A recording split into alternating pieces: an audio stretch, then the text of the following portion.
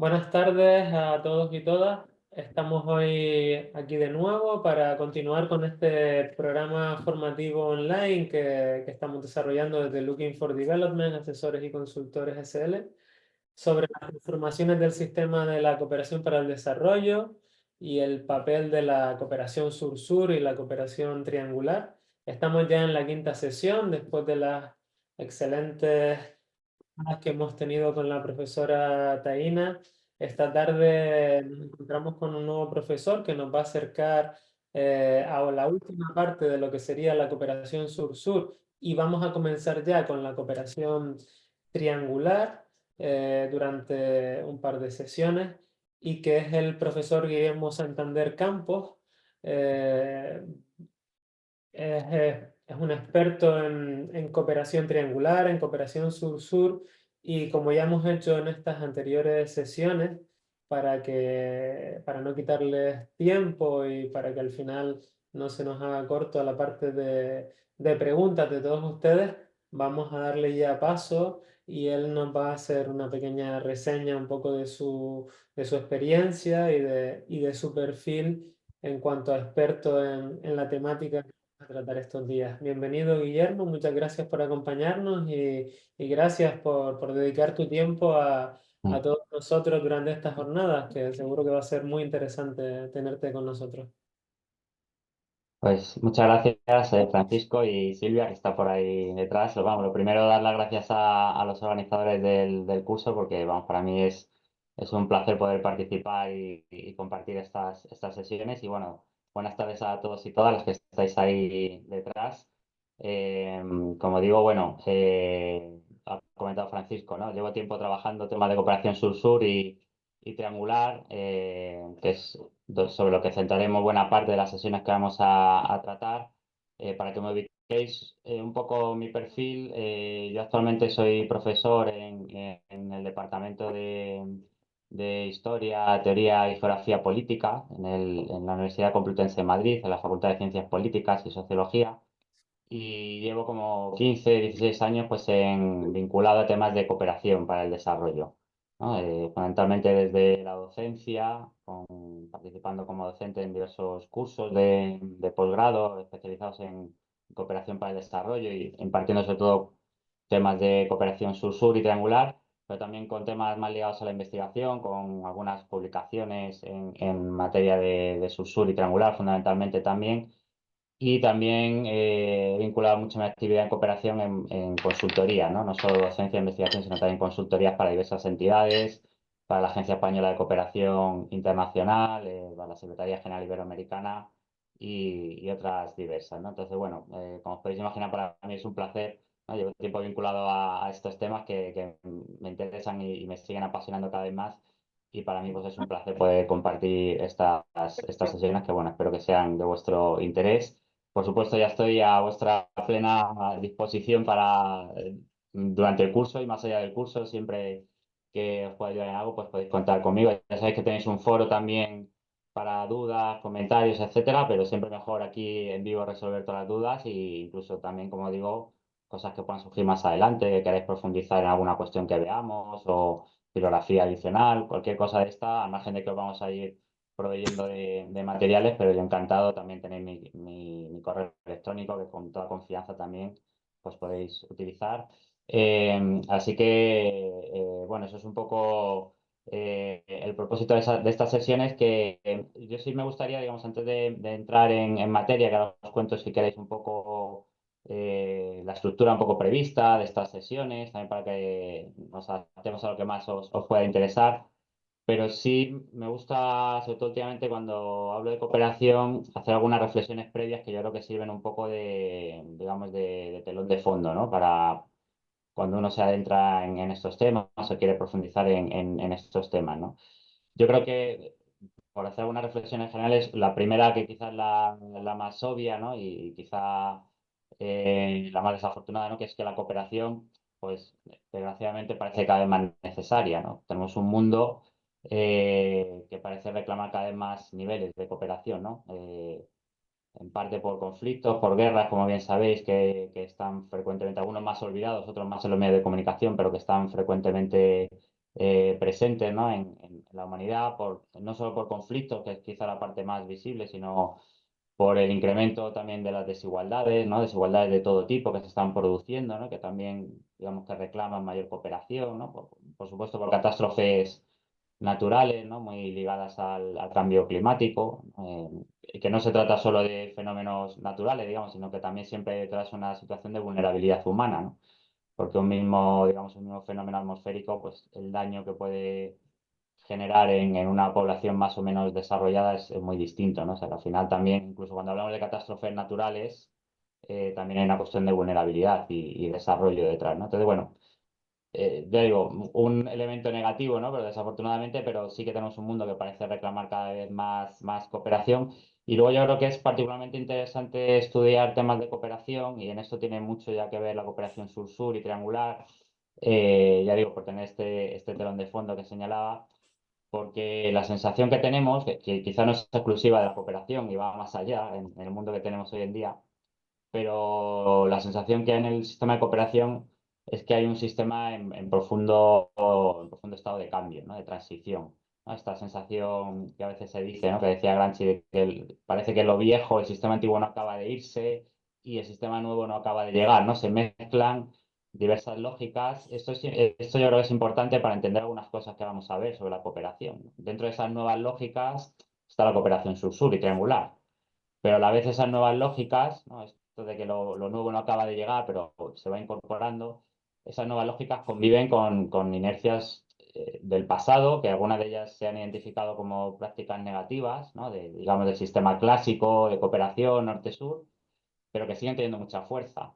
Por eso esa idea de que no se acaba de ir ese sistema, digamos, clásico, como ha funcionado siempre la cooperación, va perdiendo fuerza algunos de esos elementos, a la vez van entrando nuevas dinámicas, como la cooperación sur-sur, nuevas formas de hacer cooperación, y hoy en día tenemos un sistema de cooperación en el que conviven ambos mundos, digamos, y eso nos va a hacer que encontremos muchas contradicciones en el sistema de cooperación. Y yo creo que eso es importante tenerlo en cuenta como reflexión previa, porque tenemos un sistema de cooperación que está en un momento de cambio y depende hacia dónde vire, ¿no? Hacia donde se produzca ese cambio, pues puede dar lugar a un tipo de sistema de cooperación o hacia otro, ¿no? Creo que eso hay que tenerlo en cuenta.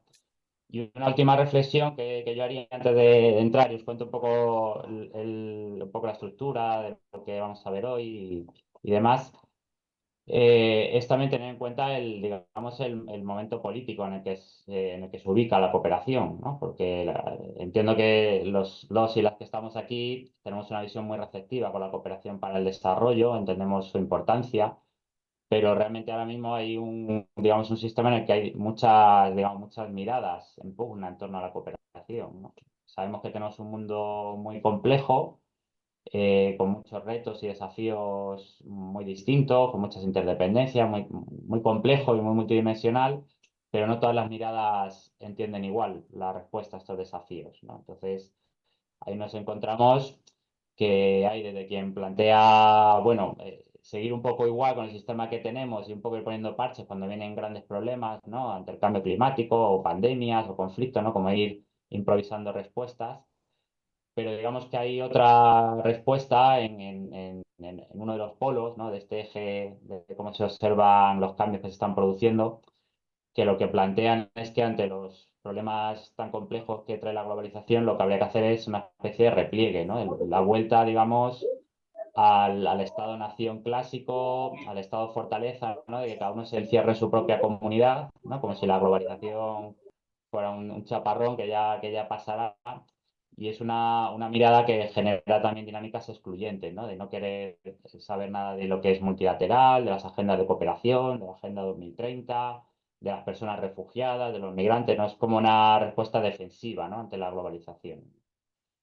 Y frente a eso tenemos otra que es un poco la que se alinearía más la cooperación, que es entender que evidentemente los problemas y los desafíos que tenemos hoy en día son muy complejos, no son nada sencillos, pero que la única respuesta posible ante eso es, digamos, de alguna manera salir e intentar gobernar, ¿no? Dotarnos de mecanismos, de reglas, entre ellos la cooperación para el desarrollo, ¿no? Para abordar colectivamente estos desafíos, ¿no? Entonces, ya digo, cuando se abordan estos temas normalmente se parte de esa idea de que la cooperación es la respuesta, ¿no? Pero hay que tener claro que esa mirada también está en disputa con otras miradas que lo que plantean es justo lo contrario, acabar con las políticas de cooperación, ¿no? Pero sí es cierto que hay muchos argumentos en favor de la cooperación, ¿no? Ya sea, como decía antes, por, digamos, por convicción, ¿no? Por una serie de valores. Se puede defender la cooperación, evidentemente, por convicción en lo que implica la cooperación, por construir un mundo distinto, pero también por estas complejidades que señalaba, no es ya solo una cuestión de convicción, sino que es una cuestión también de necesidad, ¿no? La cooperación eh, como política entendida más allá, no solo como política para canalizar la solidaridad, etcétera, sino como una política que promueve marcos de acción compartida entre países, eso da, digamos, gobernanza al sistema. Entonces, la cooperación es bueno verla, digamos, no solo como una política para promover la justicia social y la solidaridad, que también, por supuesto, y esos son los valores que hay detrás y esas convicciones, sino que hoy en día tenemos un mundo que también por pura necesidad parece que reclama más cooperación en este sentido, porque, digamos, sobre esto entraremos más adelante y podemos debatir si queréis, pero los países de manera aislada no pueden abordar eficazmente muchos de los desafíos, ¿no? Entonces, incluso aunque no sea por convicción en los valores de la cooperación, aunque sea por necesidad, también tenemos un mundo que necesita más marcos de cooperación, ¿no? Yo digo, es la cooperación como un instrumento de gobernanza global, de capacidad de dar respuesta a estos desafíos, ¿no? Bueno, es un poco, ya digo, como telón de fondo para ubicar bien de qué hablamos de cooperación, porque hay, digamos, un magma detrás cuando se habla de cooperación que veremos que influye en muchas de las cosas que están pasando en el sistema de cooperación, ¿vale? Bueno, os cuento si queréis un poco, ahora comparto la presentación, pero un poco la estructura que habíamos pensado para estas sesiones, dando continuidad a lo que ya habéis visto con Taina, que seguro que ha sido muy interesante. Entonces, la idea sería, vamos a comenzar hoy introduciéndonos en la cooperación española. Digamos, empezaré haciendo un recorrido, pero muy breve, salvo que queráis que paremos más, por supuesto, todo está un poco a vuestra disposición, pero en principio muy breve de lo que sería un poco el marco normativo, los actores implicados, simplemente como una foto rápida para que conozcáis el funcionamiento de la cooperación española, aquellos que están menos familiarizados. Entonces veremos un poquito eso, el marco normativo y un poco los agentes implicados.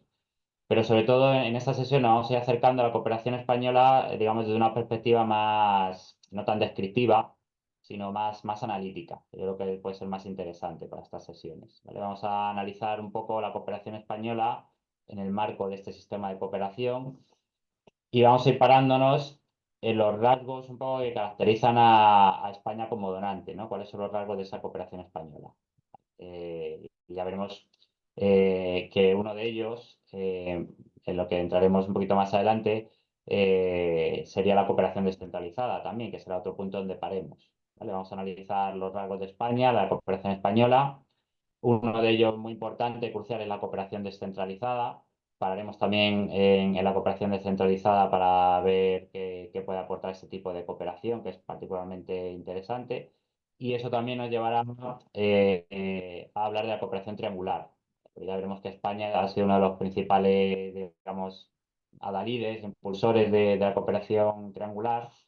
Y para entender el papel que juega la cooperación triangular en el sistema de cooperación actual y el papel que juega la cooperación triangular en el sistema español de cooperación, pues es bueno hacer esta aproximación, ¿vale? Así que un poco la idea sería seguir esta estructura, ¿vale? Vamos a ir adentrándonos poco a poco en la cooperación española para ir entrando en la descentralizada, entrando en la triangular, y todo ello, como digo, a la luz del sistema internacional, porque al final España no es un donante aislado y la cooperación triangular no es una modalidad aislada, sino que opera en un sistema de cooperación, como decía antes, con unas sinergias y unas lógicas que conviene conocer, ¿vale? Esa sería un poco la idea. Voy a compartir eh, aquí la presentación, que si no se ve o algo me decís, pero entiendo que se estará compartiendo, ¿vale? Si no me avisáis, que ya sabéis que esto de lo online, pues siempre a uno le genera dudas. Se ve, ¿no? La presentación. Sí, sí, se te ¿Eh? ve únicamente si lo quieres poner con pantalla total, puedes ampliarlo a lo mejor. Sí, pero no sé ahora mismo dónde. A ver. Creo que Porque, en la parte inferior derecha, ahí abajo en el PowerPoint, lo puedes poner como pantalla completa. pero está como pantalla completa. ¿No os aparece como pantalla completa? Bueno, salen las diapositivas en el margen izquierdo, pero Ah, que pues podría entonces, ampliar más. vale, no, entonces no lo estoy haciendo bien porque yo sí lo veo completo. O sea que, a ver, vamos a hacerlo otra vez. Esto,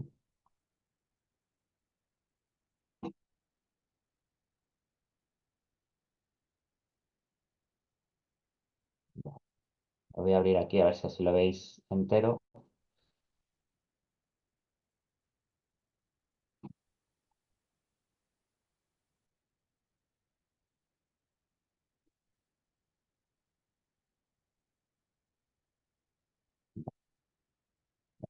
Entiendo que ahora sí, ¿lo veis entero? Ahora, Ahora ahora sí, sí. ¿verdad? Vale, gracias, muchas gracias. Vale, entonces Igual si te esa, puedes, Guillermo, igual si te puedes acercar un poquito más al micro, a veces por lo menos a mí me ¿sí? ocurre, te va un poco la hoja a veces. Está un poco aquí lejos esto. Vale, a ver, ahí. Ahí mejor. Hablaré un poco más fuerte de todas formas. Sí, Gracias. te escuchamos mucho mejor, gracias. Vale, gracias, Francisco.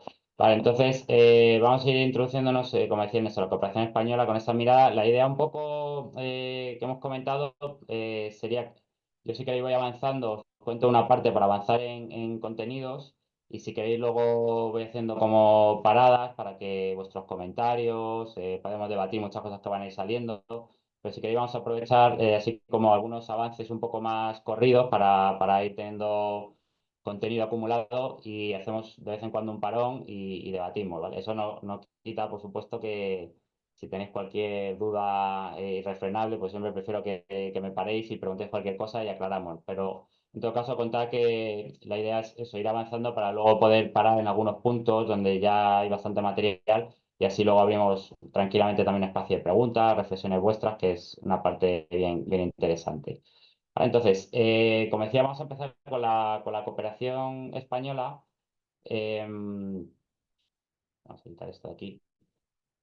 Con esa parte que yo decía que no voy a parar demasiado, no sé qué os interese, pero simplemente para que situéis, ¿no? Lo que sería lo que se suele decir el marco normativo, institucional o el marco estratégico, ¿no? Es decir, las principales leyes en las que la cooperación española se despliega, ¿no? Que marcan el paraguas, digamos, de la cooperación española. Y como sabéis, pues el principal elemento ahí en el marco normativo es una ley de cooperación que se ha aprobado hace poco. Ya había una ley de cooperación que databa de 1998, ya se había quedado un poco obsoleta. Y el año pasado pues, se logró aprobar una nueva ley de cooperación para el desarrollo sostenible, ¿vale? Entonces, estamos hablando ya de un campo, de un sistema de cooperación que cuenta con una ley aprobada además por una mayoría muy amplia. Se aprobó por en torno al 90% del apoyo parlamentario, donde se establecen varias cosas, algunas luego iré comentando, pero se establecen cosas como, por ejemplo, alinearse con la Agenda 2030, porque lógicamente la ley anterior era previa a estas agendas, entonces no se aludía a la Agenda 2030. Entonces, esta ley sirve de marco para alinearse con la Agenda 2030. Renueva el compromiso famoso que luego comentamos un poco si queréis de dedicar el 0,7 de la renta nacional bruta a cooperación. Incorpora enfoques mucho más avanzados, ¿no? Que tienen que ver con una mirada feminista de la cooperación, con los derechos de las personas LGTBI, con el ecologismo, ¿no? Hay una serie de avances que esta nueva ley, muy reciente, bastante puntera, que ha aprobado España, pues marca, como decía antes, la cúspide, ¿no? De ese marco normativo dentro de la cooperación, ¿vale? Y luego simplemente para que conozcáis, dentro de esa ley, digamos, se van dando forma a una serie de documentos estratégicos, ¿no? Digamos, la cooperación española lo que hace es elaborar sus estrategias para planificar un poco las líneas maestras de cuál va a ser su cooperación, ¿vale? Entonces, la cooperación española va aprobando lo que se llaman los planes directores de la cooperación española. Ahí podéis encontrar, como digo, las principales orientaciones, prioridades estratégicas, etcétera. Ha habido 5 planes directores. El que está ahora, de hecho, está ya caducado porque acabó en 2021. Llevan tiempo tratando de sacar un nuevo plan director que parece que se va a aprobar en breve. Está ahora casi en proceso de aprobación. Hay un borrador. Entonces se aprobaría ya el sexto plan director, se supone que a lo largo de este año, seguramente, ¿vale? Y luego cada plan director, que son planes que en principio son para 4 años, ¿no? Planifican la cooperación española para 4 años. Luego hay planes anuales, que son planes, digamos, que van desplegando año a año lo que marca ese plan director, pues año a año para dirigir mejor esa planificación y concretarla más, se van desplegando planes anuales. ¿Vale? Ya digo, simplemente para que tengáis un poco en la cabeza cómo funciona la cooperación española. Y luego añadido a eso, también es bueno saber que hay, de manera complementaria, hay planificaciones geográficas, es decir, que tiene que ver con la relación de España como donante con diversos países, que ahí sobre todo están estos documentos que son los marcos de asociación país, que se llaman. España tiene diversos documentos de este tipo para relacionarse ya directamente con algunos países en su política de cooperación. Y igual que hay planificación geográfica, hay una planificación también por sectores. Son estrategias sectoriales que se denominan para ámbitos muy diversos, ¿no? Salud, educación, cooperación multilateral, población indígena y diversos documentos para orientar por sectores la cooperación española. ¿Vale? Ese sería un poco el marco normativo y estratégico en el que se ubica la cooperación española. ¿Vale? Ya digo, luego, si queréis, cuando paremos, si tenéis dudas sobre esto, lo paso un poco, porque entiendo que a muchos ya sonará, pero ese sería el marco, ¿vale? Y en cuanto a actores, ¿no? La parte más institucional, eh, pues ahí tenéis cómo se distribuye, ¿no? La cooperación española por agentes. Veis que de toda la cooperación española, que ya digo, más adelante entraremos un poco en sus cifras, y sobre todo, como decía antes, vamos a ir entrando más a la parte más analítica de esos rasgos, porque eso nos va a permitir también ir llegando a la triangular y lo que implica la triangular en un sentido amplio. Vale, pero si os fijáis cómo se distribuye la ayuda española por agentes, pues hay muchos agentes implicados. Por un lado, tenemos la cooperación que se suele llamar de la AGE, de la Administración General del Estado, ¿no? Digamos, la cooperación más centralizada, que es prácticamente el 91% de toda la cooperación.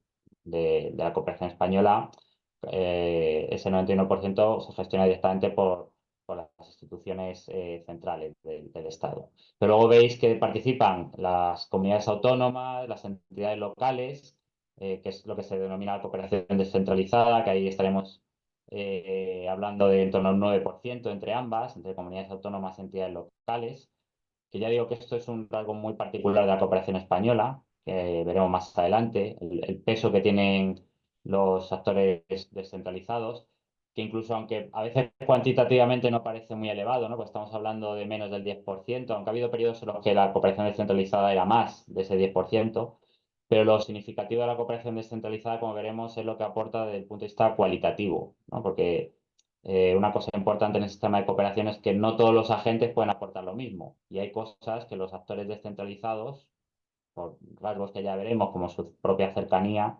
pues pueden aportar mucho mejor en la cooperación que un donante centralizado o que un organismo internacional o que el sector privado o que una ONG. Todos tienen sus virtudes y de lo que se trata es de, digamos, potenciar, ¿no? El valor añadido que cada tipo de agente tiene, ¿no?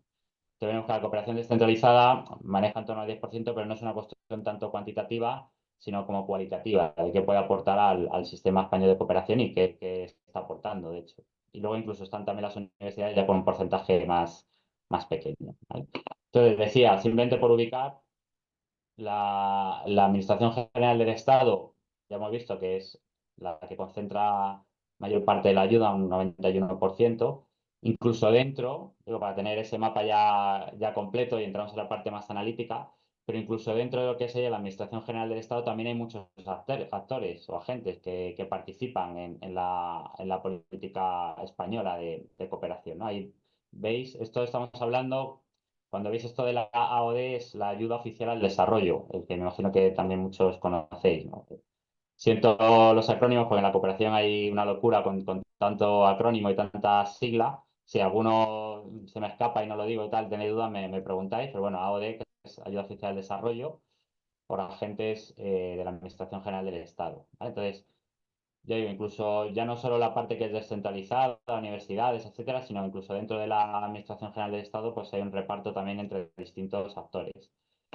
Aquí llama ya una cosa la atención normalmente, que es que el Ministerio de Asuntos Exteriores, que se supone que es el máximo responsable de la política de cooperación internacional, ¿no? Pues una política con impacto exterior, no es el agente, el ministerio que más recursos moviliza dentro de la ODE, no es dentro de la ayuda española, no es, digamos, el ministerio que gestiona mayor cuota de fondos, ¿no? Y eso llama mucho la atención, ¿no? Si os fijáis, por ejemplo, el Ministerio de Hacienda gestiona más del 40% de la ayuda española. Mientras que el Ministerio de Asuntos Exteriores, esto va oscilando lógicamente cada año, pero se suele mantener así más o menos este reparto. El Ministerio de Asuntos Exteriores en realidad es en torno al 25% de la ayuda a la que está gestionando. ¿Vale? Ya digo que eso es algo que llama la atención, pero sí para que conozcáis la complejidad que tiene el sistema español de cooperación, porque he oído algo que no sé si es que alguien quiere intervenir o no, no veo manos. Vale. Si no, me cortáis, siempre cuando queráis. Ministerio de Hacienda, tener en cuenta que hay partidas muy distintas. Por ejemplo, el Ministerio de Hacienda gestiona los fondos que se dan a la política de cooperación de la Unión Europea. España, como miembro, Estado miembro de la Unión Europea, pues aporta a la política comunitaria de cooperación. Entonces, esos fondos los gestiona el Ministerio de Hacienda. Por eso aparece el Ministerio de Hacienda con un peso muy elevado, ¿no? Pero veis que hay otros, por ejemplo, el Ministerio de Asuntos Económicos, pues también gestiona casi el 14%, porque es el ministerio que lleva, por ejemplo, las aportaciones a lo que se llaman, que esto hablaremos igual más adelante, aportaciones a los organismos internacionales financieros, ¿no? Por ejemplo, el Banco Mundial o lo que se llaman los bancos regionales de desarrollo, ¿no? El Banco Interamericano de Desarrollo, el Banco Africano de Desarrollo. ¿Vale? Eso se gestiona desde el Ministerio de Economía. Luego veis que hay otros ministerios importantes, el de Inclusión, Seguridad Social y Migraciones, que canaliza cerca de un 10%, que tiene que ver sobre todo con cuestiones más ligadas a la atención a personas refugiadas. Y el Ministerio de Sanidad, que también ha crecido en los últimos años lógicamente por las aportaciones que ha hecho la cooperación en materia de lucha contra el COVID.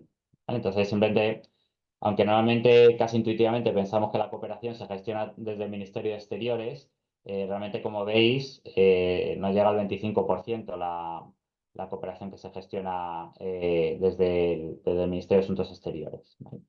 Y por ir descendiendo y completar la foto, el mapa de actores, fijaros que dentro del ministerio, que es un ministerio lógicamente muy complejo institucionalmente, pero lo que nos interesa para la cooperación es que por un lado está la Secretaría de Estado de Cooperación. España dispone de una secretaría propia, de una Secretaría de Estado destinada a la cooperación internacional. Y dentro de esa secretaría está lo que se llama de DGPOLDES.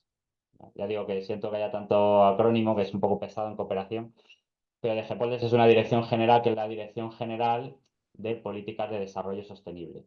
La DGPOLDES.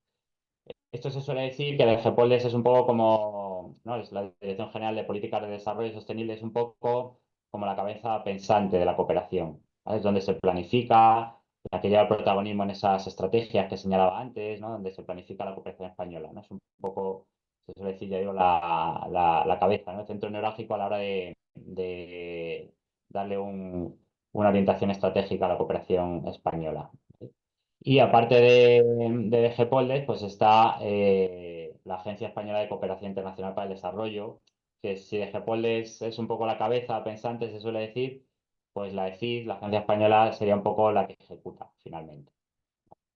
Pero fijaros que la EFID es una parte, o sea, estamos hablando, a EFID más o menos, en todo este desglose que estoy haciendo como primera aproximación, a decir, con alguna oscilación, más o menos acaba ejecutando en torno al 10% de la ayuda española. De toda la ayuda española, pensamos que la Agencia Española de Cooperación es la que más recursos gestiona y es en torno a un 10% de toda la cooperación. ¿Vale? Hay muchísimos, esto es importante porque hay muchísimos otros actores, para bien y para mal, tiene muchas virtudes, muchas potencialidades, pero también genera problemas, a veces de coordinación, de coherencia, etcétera, que iremos comentando, pero es un sistema complejo, con muchos actores implicados. Ya digo, luego si tenéis cualquier duda sobre esto, paramos un poquito. Y para cerrar esta primera parte así más descriptiva y entrar en la parte más analítica, a todo ello añadirle además que la cooperación española dispone de un conjunto de órganos, en principio de coordinación, de consulta, de asesoramiento. ¿Vale? Hay una serie de órganos, fundamentalmente a destacar hay un consejo de cooperación, que tiene un papel bastante importante. Se reúnen las administraciones, pues se reúnen expertos y expertas, se reúnen también, tienen representación las ONG, las empresas, los sindicatos, ¿no? Hay un consejo de cooperación, digamos, para dar un cierto orden y coordinar todo esto. Hay también, por ejemplo, una comisión que se llama interministerial, ¿no? Los ministerios se reúnen en una comisión de cooperación también para coordinar con más o menos éxito, ya lo veremos, pero se reúnen para coordinar sus posiciones, los distintos ministerios. Y hay incluso otra, que ahora han cambiado el nombre, pero ahora se llama conferencia sectorial, que lo que hace es también incluir a la cooperación descentralizada. ¿Vale? O sea que hay órganos de coordinación de consulta, como es un sistema tan complejo con tantos actores, que ya digo que intuitivamente pensamos que es algo de exteriores y de la Agencia Española de Cooperación, realmente hay muchos agentes implicados y por tanto la cooperación española pues, se ha ido dotando de todos estos órganos de coordinación y consulta. ¿Vale? Ya digo, esto no paro mucho más aquí, que yo creo que simplemente eso puede ser útil para quien no conozca el sistema, para entender algunas cosas que vamos a ver. Pero yo iría entrando ya, si os parece, y luego paro un poquito y abrimos si queréis debate, consulta, lo que sea, pero sobre todo en la parte que decía más analítica, ¿no? Para ir aterrizando hasta que lleguemos a la descentralizada y a la triangular, que es la parte que nos tocará, ¿no? Entonces, si hacemos un análisis de la cooperación española, podemos destacar algunos rasgos fundamentales. Vamos a ir viendo algunos de ellos. Quizá el primero, que sería el más obvio, sería ver el compromiso financiero, ¿no? Realmente España como donante, si está aportando suficientes fondos, ¿no? Si está cumpliendo compromisos, cómo se sitúa, digamos, la cooperación española en el conjunto de los donantes, por ejemplo, si es un donante destacado, si no lo es, si está en el promedio. ¿Vale? Entonces, si vemos esta parte, que sería la parte más cuantitativa, ¿no? Luego vamos a ir viendo la parte más cualitativa, qué tipo de ayuda hay detrás.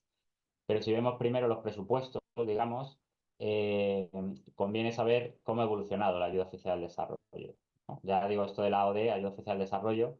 Aquí os voy a poner el gráfico de cómo ha evolucionado la ayuda en el total de los donantes. Ahí también veréis que aparece total donantes CAD. El CAD, que seguramente ya haya salido, ¿no? En algún momento previo, el CAD es el Comité de Ayuda al Desarrollo. ¿Vale? El CAD es un órgano que pertenece a la OCDE.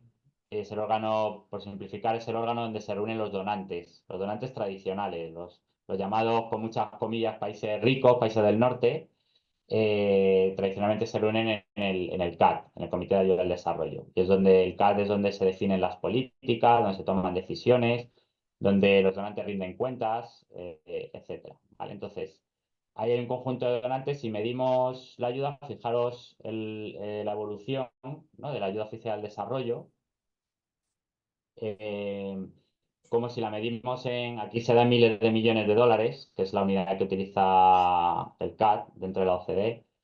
Fijaos la evolución, ya digo, presento varias cosas y luego paro y debatimos a ver qué os parece y quedando con algunas cosas, algunas ideas. Pero la evolución, si la medimos como la aporta o la presenta aquí el CAD, ¿no? Que es miles de millones de dólares, fijaros que tiene una tendencia con algún pequeño bajón en los años 90 que luego voy a comentar también, pero en principio una tendencia claramente positiva, ¿no? Que habría pasado pues un poco desde los inicios, que empieza a haber cifras, años 60, de en torno a los 40.000 millones de dólares, pues se habría multiplicado por más de 5 veces, ¿no? En el último dato de 2023 se calcula que la ayuda sobrepasaría los 220.000 millones de dólares, ¿no? Habría pasado de unos 40.000 a 220.000 millones de dólares, ¿no? Entonces, en términos, ya digo, es decir, en términos absolutos, si medimos la cantidad de millones de dólares que han aportado los donantes, la tendencia es claramente al alza. Pero, lógicamente, lo más relevante cuando se habla de la ayuda, y luego vamos a ver España qué papel ocupa en todo esto, no es tanto los millones de dólares, ¿no? La parte en términos absolutos, sino sobre todo en términos, lo que se dice en términos relativos, es decir, el esfuerzo real que los donantes están haciendo, ¿no? Digamos, qué parte de su presupuesto, de su economía están destinando a la ayuda, ¿no? El esfuerzo. Por eso se habla de la ayuda en términos relativos, ¿no? No tanto absolutos, que es natural que vaya creciendo, ¿no? Entonces, No sé por qué se ha ido la imagen, perdonad, aquí. Fijaros, si hacemos ese análisis, aquí estamos viendo también la evolución de la ayuda, pero ya no en millones de dólares como antes, que claramente sería el alza, sino aquí estaríamos viendo la ayuda de una manera, digamos, mucho más específica, porque estamos viendo el esfuerzo real, ¿no? ¿Qué parte de su economía, aquí esto se mide, se dice a veces el PIB, pero en realidad es la renta nacional bruta, que no hay mucha diferencia, pero qué porcentaje de la renta nacional bruta, que, por decirlo más simplemente, qué porcentaje de su economía están destinando los donantes a ayuda oficial al desarrollo, ¿no? Entonces, veíamos en el gráfico anterior, si lo medimos en millones de dólares, la tendencia claramente al alza, se habría multiplicado por 5, incluso más. Si lo vemos en términos relativos, que es lo que realmente nos dice el esfuerzo que están haciendo los donantes, fijaros que la tendencia es completamente distinta. Que hay un periodo inicial de los años 60 de ajuste que responde a distintas variables, pero sobre todo desde los años 70, que se estabiliza un poco, digamos, la cooperación en esos años. Fijaros que la cooperación se mueve en esa franja que está entre el 0,3 y el 0,35 durante muchos años, pero con pequeños picos. Estamos hablando entre el 0,3 y el 0,35, cuestión de décimas. Fijaros que hay, como decía antes, que hay una caída a los años 90, que ya se veía en el otro gráfico, pero se ve más claramente aquí, que ahora comentamos si queréis. Hay una caída y la ayuda cae incluso en torno al 0,2 durante la década de los 90. Y luego vuelve a haber una subida, que comentamos después también, pero más o menos para volver a situarse en torno al 0,3, 0,30 y poco.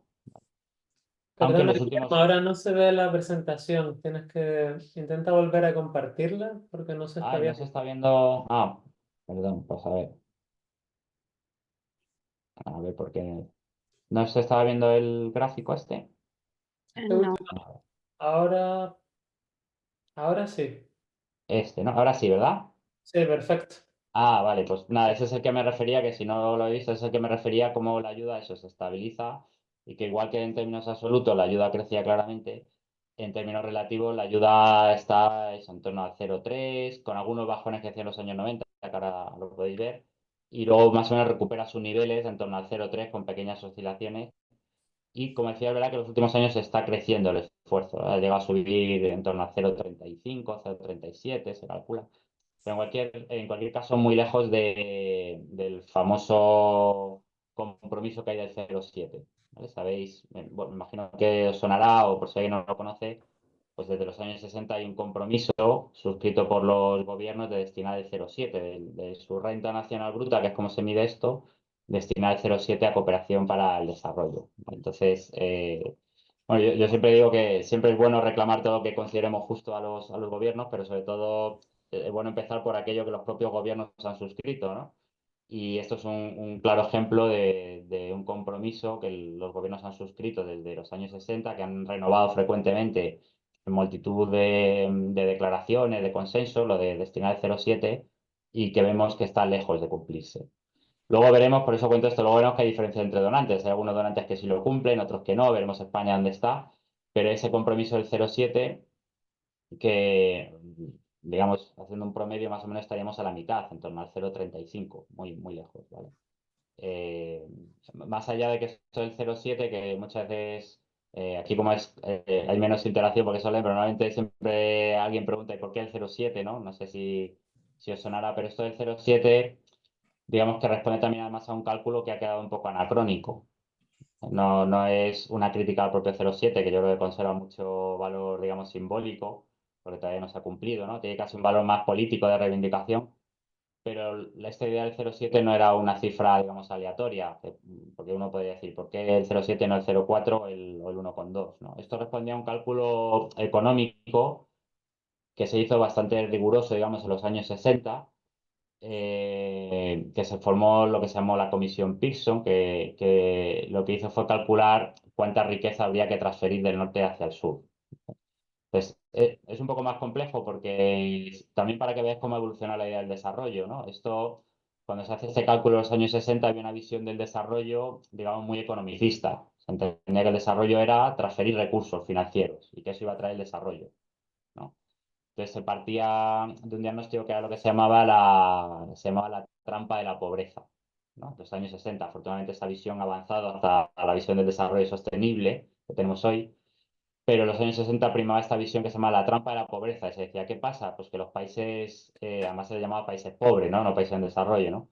Es decir, los países pobres tienen poca renta, por eso son pobres, se decía. Entonces, como tienen poca renta, tienen poca capacidad para ahorrar, no pueden ahorrar. Como no pueden ahorrar, no pueden invertir. Y como no pueden invertir, no pueden crecer. Y eso formaba una especie de círculo vicioso. Por eso se llamaba, es una trampa, ¿no? Se decía, la trampa de la pobreza, que estos países no van a poder salir por sí solos. ¿No? No tienen riqueza, como no tienen ingreso, no pueden ahorrar, como no ahorran, no pueden invertir, entonces no pueden producir, no pueden crecer, ¿no? Entonces, cuento esto para que veáis el marco, porque desde ese enfoque de esto de la trampa de pobreza se hizo este cálculo, ¿no? Se dijo, bueno, pues vamos a montar una comisión para hacer una investigación a gran escala de qué parte de la riqueza habría que inyectar desde el norte rico hacia el sur pobre, ya digo con muchas comillas en estos conceptos, para que salieran de esa trampa de la pobreza. Se decía, la única forma de salir de esa trampa es que desde fuera se inyecte recursos a los países pobres. Entonces vamos a calcular cuánta riqueza hay que transferir del norte hacia el sur, de los países ricos a los países pobres. Se hizo ese cálculo y ahí salió en ese cálculo que sería en torno al 1% lo que había que transferir de la riqueza del norte hacia el sur para que los países pobres salieran de esa trampa de la pobreza. ¿Vale? Y de ese 1% se calculaba que un 0,3 sería canalizado por la acción privada, ¿no? A través del comercio, de las inversiones, de las remesas, ¿no? De flujos privados, un 0,3. Y el 0,7 restante es este 0,7, pues supone que era la parte que tenía que asumir la acción pública, los estados. ¿Vale? Ya digo, se calculaba eso, que se podía salir de la pobreza transfiriendo solo el 1% de la riqueza y de ese 1% el 0,3 era acción privada y el 0,7 era el que los gobiernos asumían, por eso el compromiso del 0,7.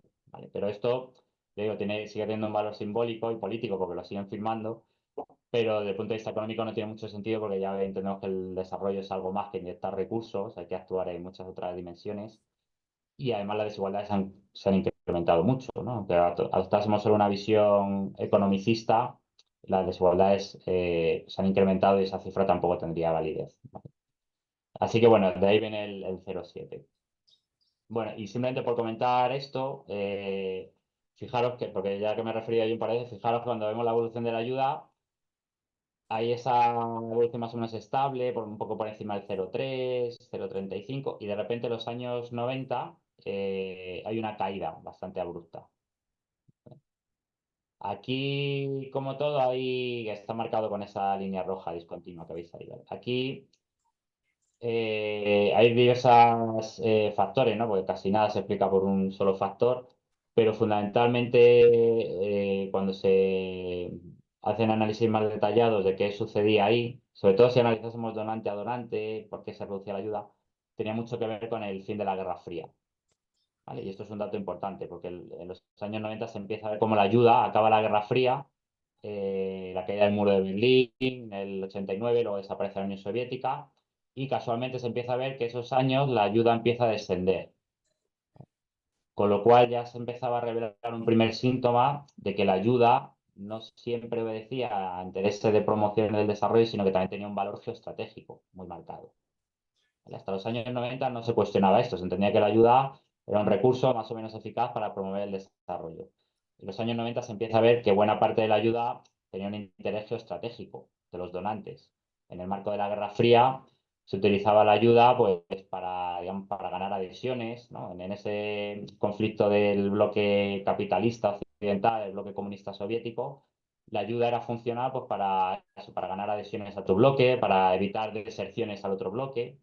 Entonces, en el momento en el que acaba la Guerra Fría, inicios de los 90, con la desaparición de la Unión Soviética, la ayuda pierde ese valor estratégico y se empieza a ver cómo cae la ayuda. ¿Vale? Y por eso esto lo cuento que ya nos da un síntoma de ojo que la ayuda a veces también se explica por intereses del donante, no para promoción del desarrollo del sector, sino que también el donante puede intentar utilizar la ayuda para intereses propios, de tipo geoestratégico, como la Guerra Fría. Y luego paro un poquito más en esto. Y fijaros que la ayuda cae en los años 90 y luego a partir del 2000-2001 casualmente vuelve a subir la ayuda. ¿Vale? Aquí de nuevo hay distintos factores. Uno muy importante fue que en el año 2000 se aprobó la primera agenda de desarrollo, la de los Objetivos de Desarrollo del Milenio en el año 2000. Entonces, eso fue un impulso a las políticas de cooperación. La agenda anterior a la que hay ahora, la sabéis que están los ODS, la Agenda 2030, ¿no? Para el periodo 2015-2030. La agenda anterior, los ODM, Objetivos de Desarrollo del Milenio, fue desde el 2000 hasta el 2015. Entonces, en el 2000 se aprueba la agenda, la primera vez que había una agenda compartida.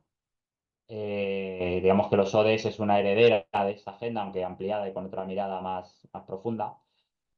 Entonces, eso es uno de los elementos que explican la subida, pero también pensar que en el 2001 suceden los trágicos atentados del 11S, ¿no? en Estados Unidos, y eso hace que el valor geoestratégico que había perdido la ayuda en los años 90, porque ya no había guerra fría, no había enemigo exterior, a partir del 2000-2001 de nuevo la ayuda vuelve a tener un valor geoestratégico.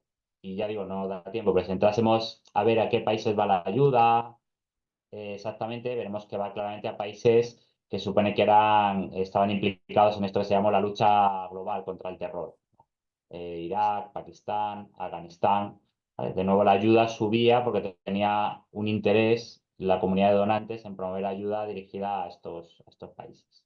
Entonces, y luego ya después pues, se estabiliza en torno al 0,3, señalando lo que decía antes, que en los últimos años parece que hay un repunte importante de la ayuda hasta el 0,37 más o menos, que hacía mucho que no se alcanzaba, pero siempre lejos de ese 0,7. Entonces, todo esto, y ahora cuando cuente esto, paro si queréis, pues si queréis contar cualquier cosa y debatimos y me dais vuestras impresiones. Todo esto, voy a mover esto, si no igual no lo veis bien.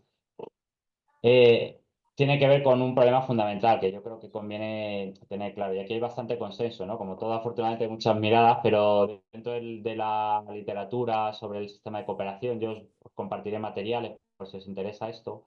Digamos que se identifican algunos rasgos que explican por qué la ayuda a veces ha tenido problemas a la hora de ser eficaz, ¿no? De promover adecuadamente el desarrollo, luchar contra la pobreza, contra la desigualdad, ¿no? Y un elemento fundamental cuando se habla de la ayuda, del sistema de ayuda, es el problema que se llama de la discrecionalidad, ¿vale? Que tiene que ver con que, digamos, los donantes deciden libremente todo, ¿no? Actúan discrecionalmente, en ese sentido de la palabra discrecional, ¿no? En el sentido de que primero deciden si dan ayuda o no, nada les obliga a los donantes a dar ayuda, es una decisión libre, si van a dar ayuda o no van a dar ayuda, cuánta ayuda van a dar, a qué países le van a dar esa ayuda, si se la siguen dando el año siguiente o no, a través de qué instrumento, de qué modalidad, a qué sector, en qué condiciones. Todo, digamos, está a la libre decisión del donante. ¿Vale? Es el problema que se llama de la discrecionalidad. Nada obliga y por tanto tampoco hay, digamos, marcos sancionadores o marcos punitivos, ¿no? Si un donante no da ayuda, no hay ninguna sanción. Entonces, esto, digamos que para muchos expertos y expertas, esta idea de la discrecionalidad, de que no hay ninguna obligación y que no hay sanciones si uno incumple sus compromisos, como pasa con el 07, eh, sería un poco el germen de los problemas que ha tenido la ayuda, ¿no? Sería, algunos lo llaman como el vicio constitutivo, digamos, como el pecado original, ¿no? Que tiene que ver con que cuando se crea el sistema de ayuda, se deja a decisión de los donantes, que son los beneficiados del sistema, la corrección de ese sistema, ¿no? Se dice, bueno, es que eso era una visión muy ingenua, ¿no? Dejar a la libre decisión de los donantes, que eran los países del norte, los países beneficiados de ese sistema, la corrección de ese sistema, pues era una visión un poco ingenua, se dice, ¿no? Y esto es lo que se denomina la discrecionalidad, ¿vale? Que ya digo que es un poco como para algunos autores el pecado original, ¿no? La forma de confeccionar así el sistema de ayuda genera ese problema de base, ¿vale? Entonces, pensar que esto de la discrecionalidad es importante, porque no solo porque como nada obliga y no hay sanciones, pues se incumplen compromisos, que es una constante en el ámbito de la ayuda. El 0,7 es el más famoso, pero hay otros, sino que, y esto es muy importante, sino que también altera la forma de trabajar en el sistema de ayuda. ¿Por qué? Porque como la ayuda es voluntaria, el donante no tiene una obligación, el receptor no sabe si va a seguir recibiendo ayuda o no. El donante no está obligado, por lo tanto el receptor no puede reclamar nada. Entonces queda mal vendido su donante, ¿no? Esa relación, en la medida en que el donante no está obligado, es discrecional, el receptor tampoco puede reclamar nada, hace que el sistema de ayuda siga funcionando a veces con una lógica muy asistencialista. Todo depende de la voluntad del donante. en lugar de un enfoque basado en derechos, ¿no? Donde el receptor pudiera reclamar esa ayuda, ¿no? Imaginemos que un sistema fiscal, los hay mejores y peores, pero imaginemos que el sistema fiscal funcionase así, ¿no? Lo que hemos pensado que es bueno dentro de nuestro Estado, ¿no? Que las rentas más altas, pues una parte pautada, mejor o peor, pero una parte pautada, establecida de renta, tienen que transferirla a las rentas más bajas. Imaginemos que eso no fuera así, y que cada año las rentas más altas decidieran si van a dar, no van a dar, cuánto van a dar, a quién se la van a dar, a qué rentas bajas sí, a cuáles no. No tendría sentido, ¿no? Por eso precisamente es un enfoque basado en derecho, porque si uno no recibe su parte de la renta, pues puede reclamar al Estado, ¿no? Eso no sucede en el sistema de ayuda. Por eso es discrecional, por eso no hay un enfoque basado en derecho, porque el receptor no puede reclamar. Y esto es crucial, como decía, porque como el receptor no puede reclamar, la única forma que tiene de garantizarse que va a seguir recibiendo ayuda es tener una buena relación con su donante. A veces una relación hasta clientelar con su donante, porque si no puede perder la ayuda, porque el donante no está obligado. Entonces, esto en muchas ocasiones hace, obviamente no siempre, pero que a veces esto sucede, hace que la ayuda puede estar fortaleciendo relaciones de dependencia. En lugar de fortalecer la independencia de los receptores, como la ayuda se supone que persigue, ¿no? Fortalecer la autonomía, etcétera. En ocasiones, como el receptor no puede reclamar nada y la única forma que tiene de asegurarse que va a seguir recibiendo ayuda es que el donante quiera, pues entonces puede tener un cierto comportamiento seguidista o, como decía, clientelar con su donante, ¿no? Lejos de empoderarle, ¿no? Y de fortalecer su autonomía. ¿Vale? Entonces, esto es un problema bastante importante, la discrecionalidad, que explica esa evolución. Y lo último que cuento, y ahora paramos si quieres, porque ya veo que hay cosas en el chat. Esto de la discrecionalidad también se relaciona con otras cosas que luego podemos parar más, pero también cuando se habla de por qué la ayuda no es eficaz, también tiene que ver con esto. Como es discrecional, ya veremos también que tiene que ver con problemas de coordinación. Como no está pautado, nada obliga, pues cada donante puede hacer un poco lo que quiera. Eso genera problemas de coordinación, que veremos más adelante. Pero genera problemas que ahí pongo también de volatilidad de la ayuda. La ayuda oscila mucho. La ayuda oscila y no solo en la cantidad total, sino que de repente hay años en los que la ayuda se concentra mucho en un país. Hay como modas, se suele decir, en la cooperación, ¿no? Por países o por sectores. De repente hay mucha inversión de ayuda en el ámbito de la salud o de la lucha contra el VIH, ¿no? Y de repente esa moda cambia, da un volantazo, es muy volátil y de repente por cualquier cuestión pasa y se empieza a concentrar mucha ayuda en otros países o en otros sectores, ¿no? Entonces, esa volatilidad de la ayuda también es un problema muy, muy importante, ¿no? Porque, claro, imaginaros, aquí hay que ponerse siempre la mente del país receptor, pero imaginaos un país receptor que sabe la ayuda que recibe ese año, pero no sabe la ayuda que va a seguir recibiendo los años siguientes. Entonces, tú no le puedes dar un uso muy estratégico, muy eficaz a esos recursos, ¿no? Si a ti te dicen en los próximos 10 años te voy a dar tanto dinero, tantos fondos, tú puedes planificar algo y darle un uso más estratégico para promover tu desarrollo, porque el desarrollo requiere una lógica de medio y largo plazo.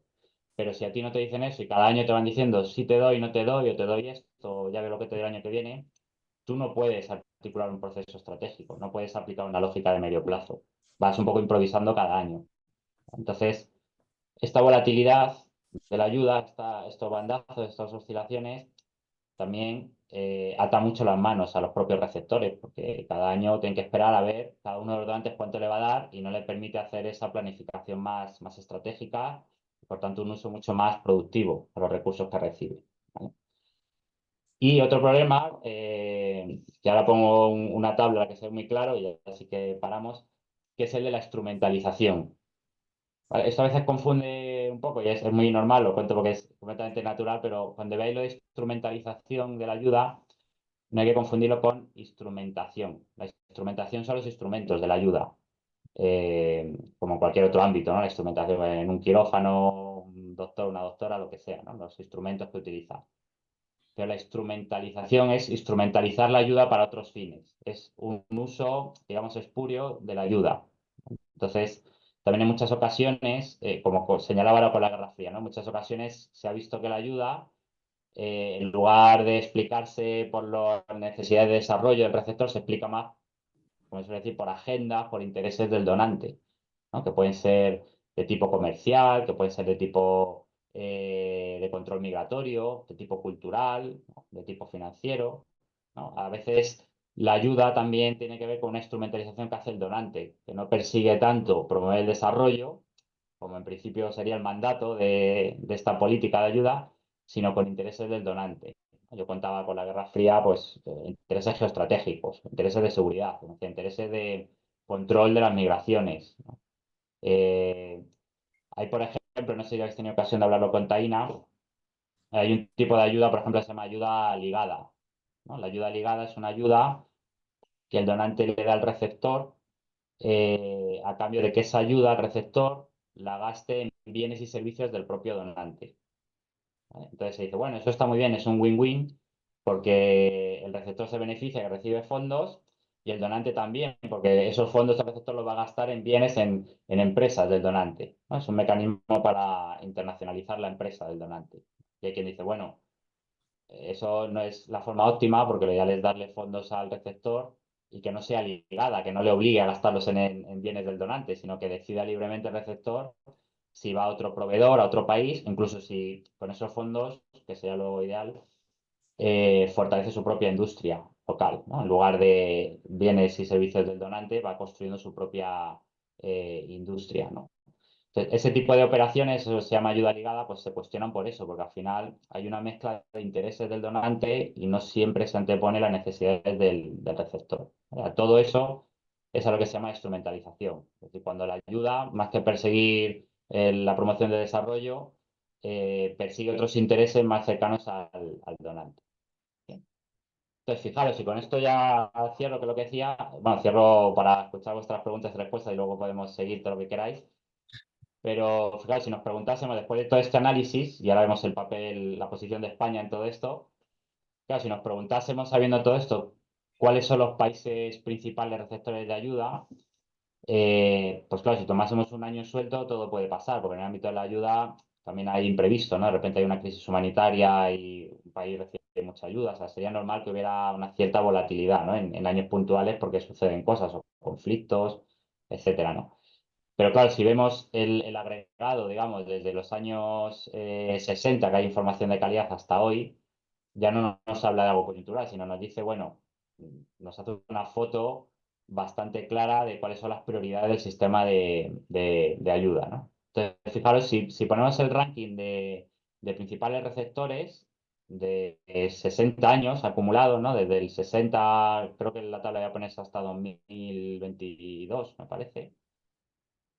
Fijaros la tabla que aparece de principales receptores. Aparece India, Egipto, Irak, Pakistán, Indonesia, Afganistán, Vietnam, Bangladesh, Israel y Tanzania, donde vemos que se mezclan muchas cuestiones, ¿no? Entonces, si queréis, yo paro aquí, esto es un poco para ilustrar cómo el sistema de ayuda se mezcla en diversas lógicas. Yo paro aquí porque creo que además son, sí, justo las 7 allí. Pues si queréis hago aquí una paradita, porque así paro, me contáis si tenéis dudas, esto, qué os parece este ranking, ¿no? Viendo un poco la ayuda, ya la vemos España, el papel que juega en todo esto, viendo la ayuda, cómo se distribuye, porque ya digo que esto no es una cuestión de un año puntualmente, sino que esto es el acumulado de 60 años que nos dice realmente a qué tipo de países, ¿no? Y si son a los países a los que debiera ir la ayuda preferentemente o no, ¿no? No significa que esté justificado cooperar con todos ellos, sino el lugar que ocupan, ¿no? Que a lo mejor uno pensaría que hay otros países, sobre todo de África subsahariana, con niveles de renta más bajos, que deberían estar en esos puestos. Si solo ve una lógica de desarrollo dentro de la ayuda. En la medida en que eso no es así, nos indica que se mezcla la lógica de desarrollo, también está, obviamente, no pensemos que no, también hay eso, pero se mezcla con otras lógicas y con otros intereses, resultado de esta instrumentalización que mencionaba. ¿Vale? Entonces, si queréis paro aquí un poquito por si tenéis dudas, preguntas o lo que queráis comentar. Vale, sí, gracias Guillermo por tu exposición, que ha sido muy interesante esta parte.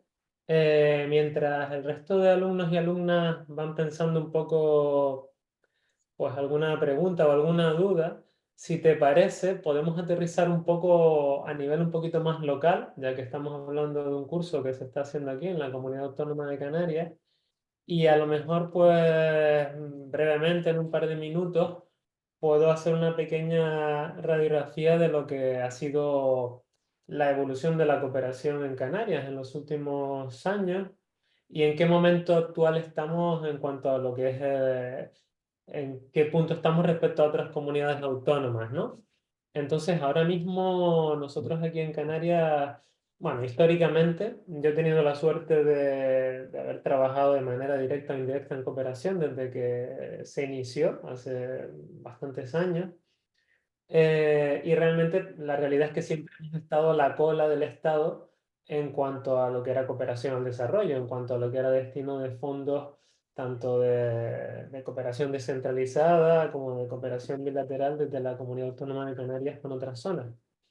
Sí que es cierto que han habido momentos un poquito mejores, un poco más o menos en la misma línea de lo que tú estabas explicando, coincidente también con distintas situaciones económicas que ha atravesado el país, pero sí que es cierto que me parece relevante, que creo que hay que compartir con algunos, con los alumnos y alumnas, ya que muchos de ellos son de aquí de Canarias, que en este último año pues se ha producido una situación bastante triste en donde, si bien es cierto que hubo un compromiso por parte de los distintos actores de la cooperación internacional con el gobierno de Canarias para aumentar los fondos de manera considerable, en donde se abandonó el vagón de cola de las comunidades autónomas que realmente destinaban menos fondos a la cooperación,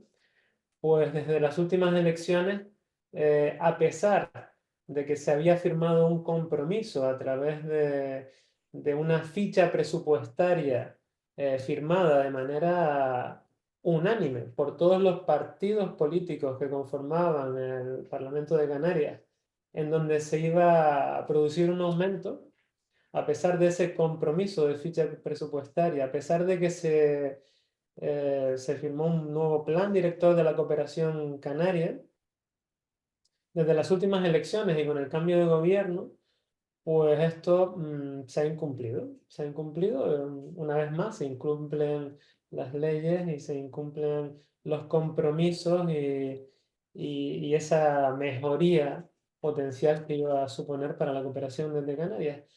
Entonces, actualmente estamos en una situación eh, en donde la comparativa, por ejemplo, entre 2023 y 2024, la reducción asciende al 51,5%. No estamos hablando de que se ha reducido un poco, sino se ha reducido directamente a la mitad. Además de eso, pues se han reducido partidas concretas en donde la educación para la ciudadanía global, que además es la que financia este tipo de iniciativas en donde estamos nosotros ahora, ha desaparecido el 100%, ya no existe. Estamos hablando de que la ayuda humanitaria, las partidas destinadas a ayuda humanitaria de Canarias, se han reducido en un 71%. Y estamos hablando que las partidas destinadas a la cooperación se han reducido en un 41%. Claro, estamos hablando de un recorte brutal, pero de un recorte brutal y sin consenso con los actores de la cooperación y además habiéndose firmado previamente de manera unánime hace un año que esto no iba a ser así. Entonces, esta es nuestra realidad actual y este es el panorama en donde actualmente estamos hablando que los fondos que va a destinar la cooperación canaria, pues estamos hablando que han pasado de 5 millones, casi 6 millones, a 2 millones, pues 700.000 euros aproximadamente, ¿no?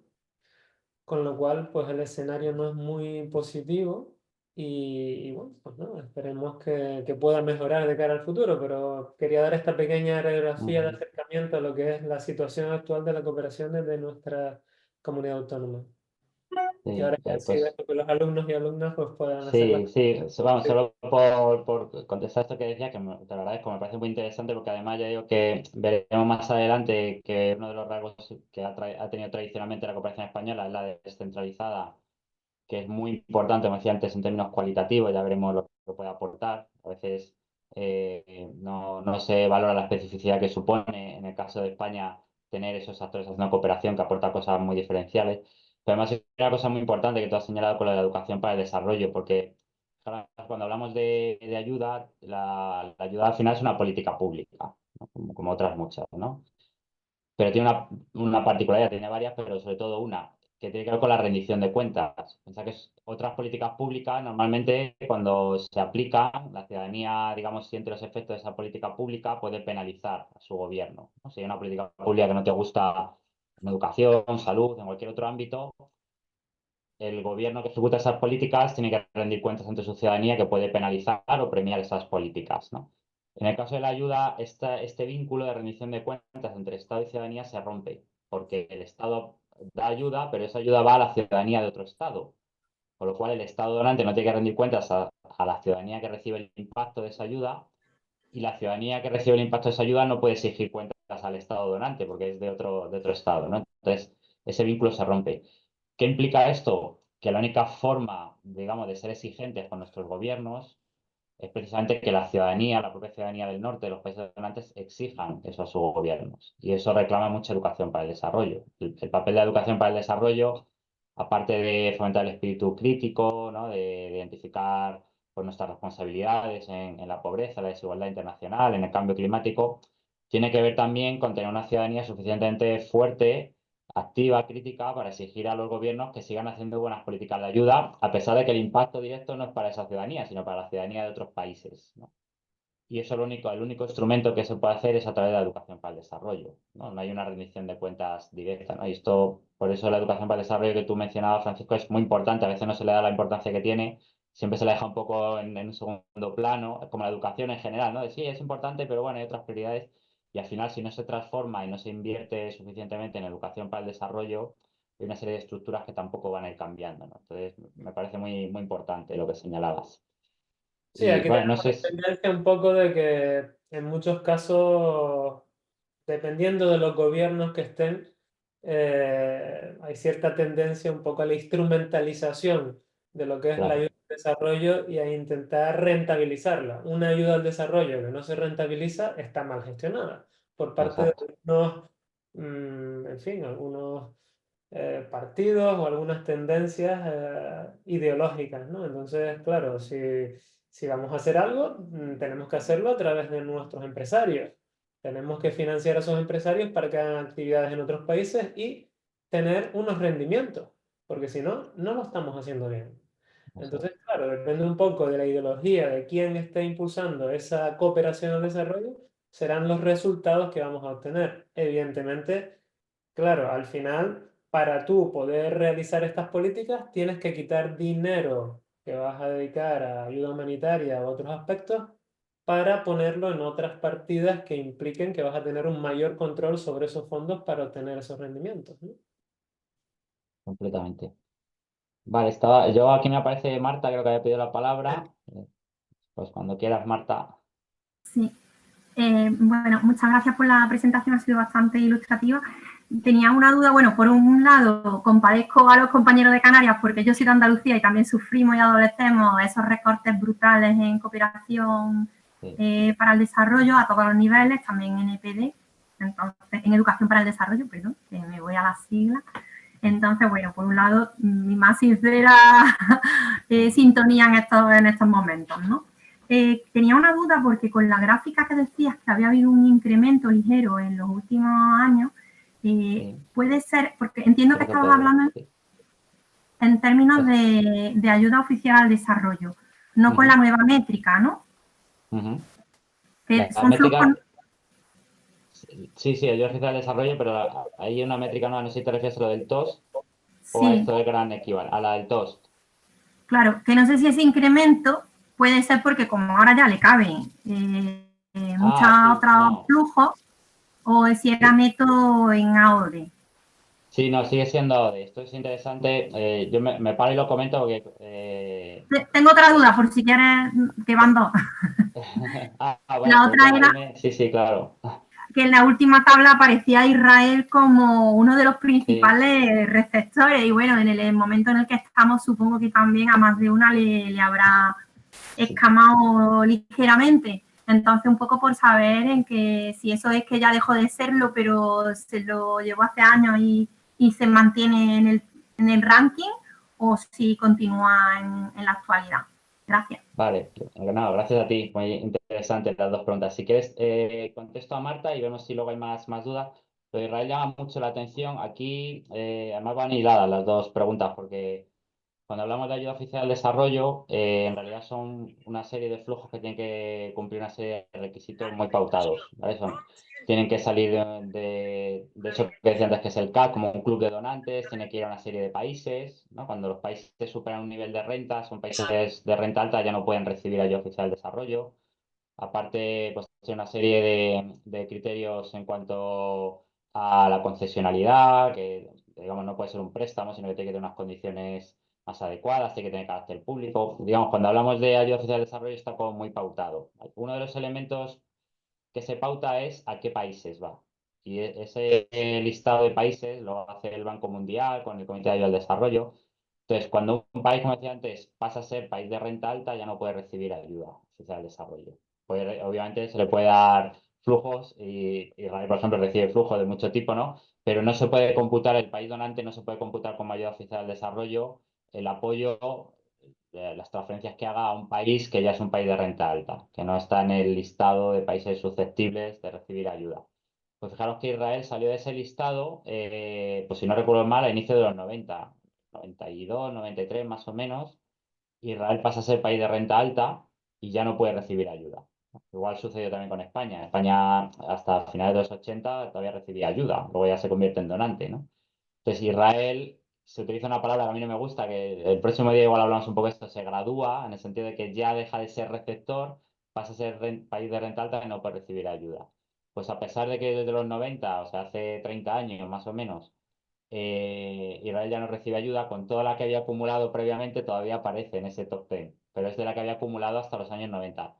Yo de vez en cuando actualizo esto y digamos, la marea se lo va llevando hacia abajo porque ya han recibido ayuda, pero había acumulado mucha y todavía sigue ahí. Pero ya Israel o cualquier otro país de renta alta no puede recibir ayuda, ¿vale?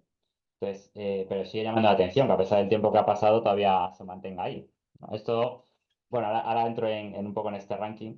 Y por contestar a lo otro, también por si algún compañero o compañera no conoce lo de la métrica, tradicionalmente la ayuda se ha medido con esto, con la ayuda oficial al desarrollo. Pero como decía, la ayuda es como una métrica como muy encorsetada de qué tipo de operaciones se puede computar de ayuda y otro tipo de operaciones quedarían fuera, ¿no?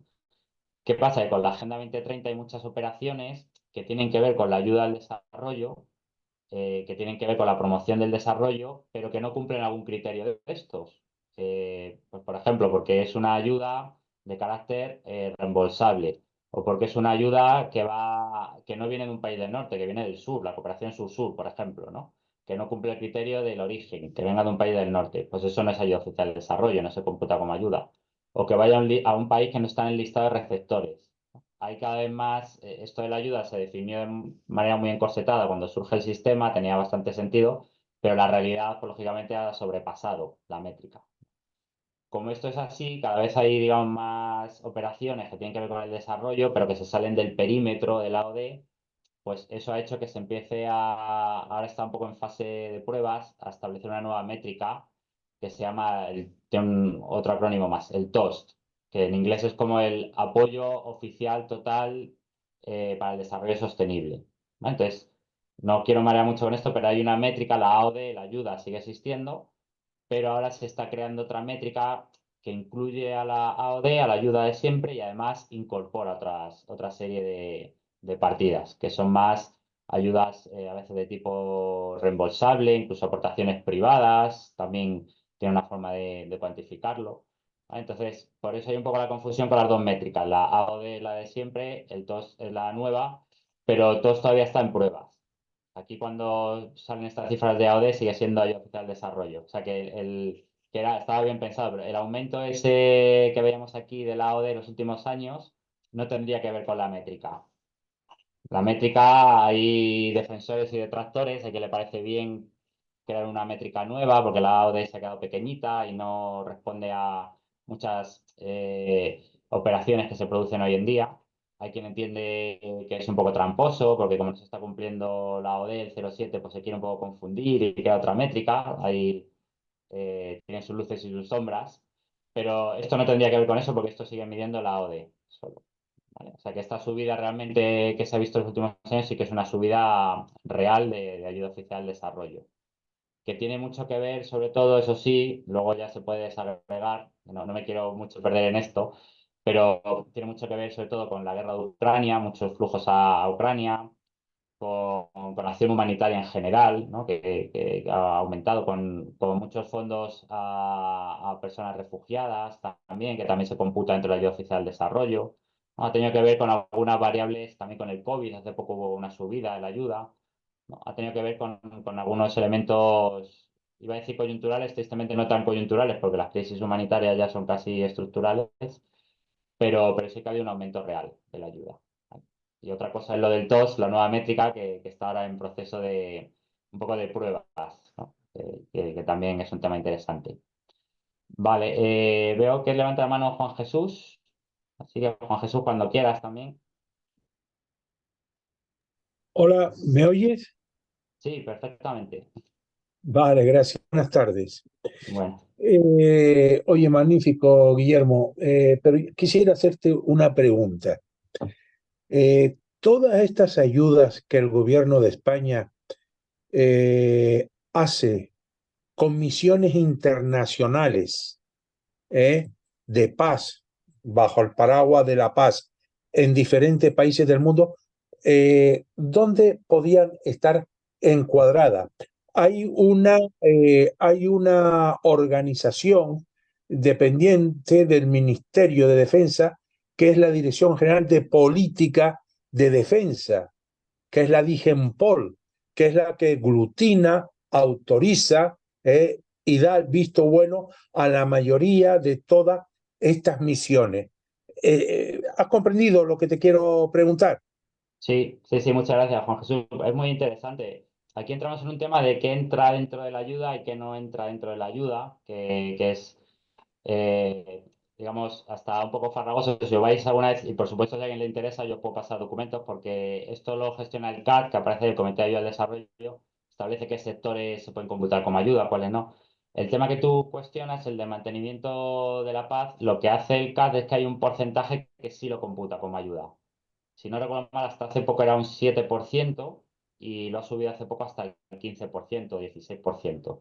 Pero se entiende que de todo lo que se hace en operaciones de mantenimiento de la paz, sobre todo a través de Naciones Unidas, ¿no? La FINUR en el Líbano, etcétera, una parte se computa como ayuda, pero el resto quedaría fuera de la ayuda. ¿Vale? Entonces, Gracias. esto es una de las cosas, no me quiero enredar ahí, pero es una de las cosas que esa nueva métrica que decía antes, por ejemplo, el TOS, justo quiere incluir, porque el TOS, la nueva métrica, dice, bueno, es que la ODE nos permite computar, es una métrica que nos permite medir una parte, pero España, por ejemplo, otros países están aportando más a operaciones de mantenimiento de paz y no se está midiendo, porque queda fuera. Entonces, justo esta nueva métrica del TOS, que si, como veo que os interesa, otro día también podemos hablar del TOS, si queréis. Lo que hace es tratar de aglutinar todas estas operaciones que están quedando fuera de la ayuda, pero que también tienen que ver con el desarrollo. Por ejemplo, estamos hablando de mantenimiento de la paz, por ejemplo, pero también hay muchas operaciones que tienen que ver con infraestructuras sostenibles, que cada vez se hacen más. Eso, es Pues que eso, eso también, infraestructura, el tema de alfabetización, una serie de circunstancias que después no se computan.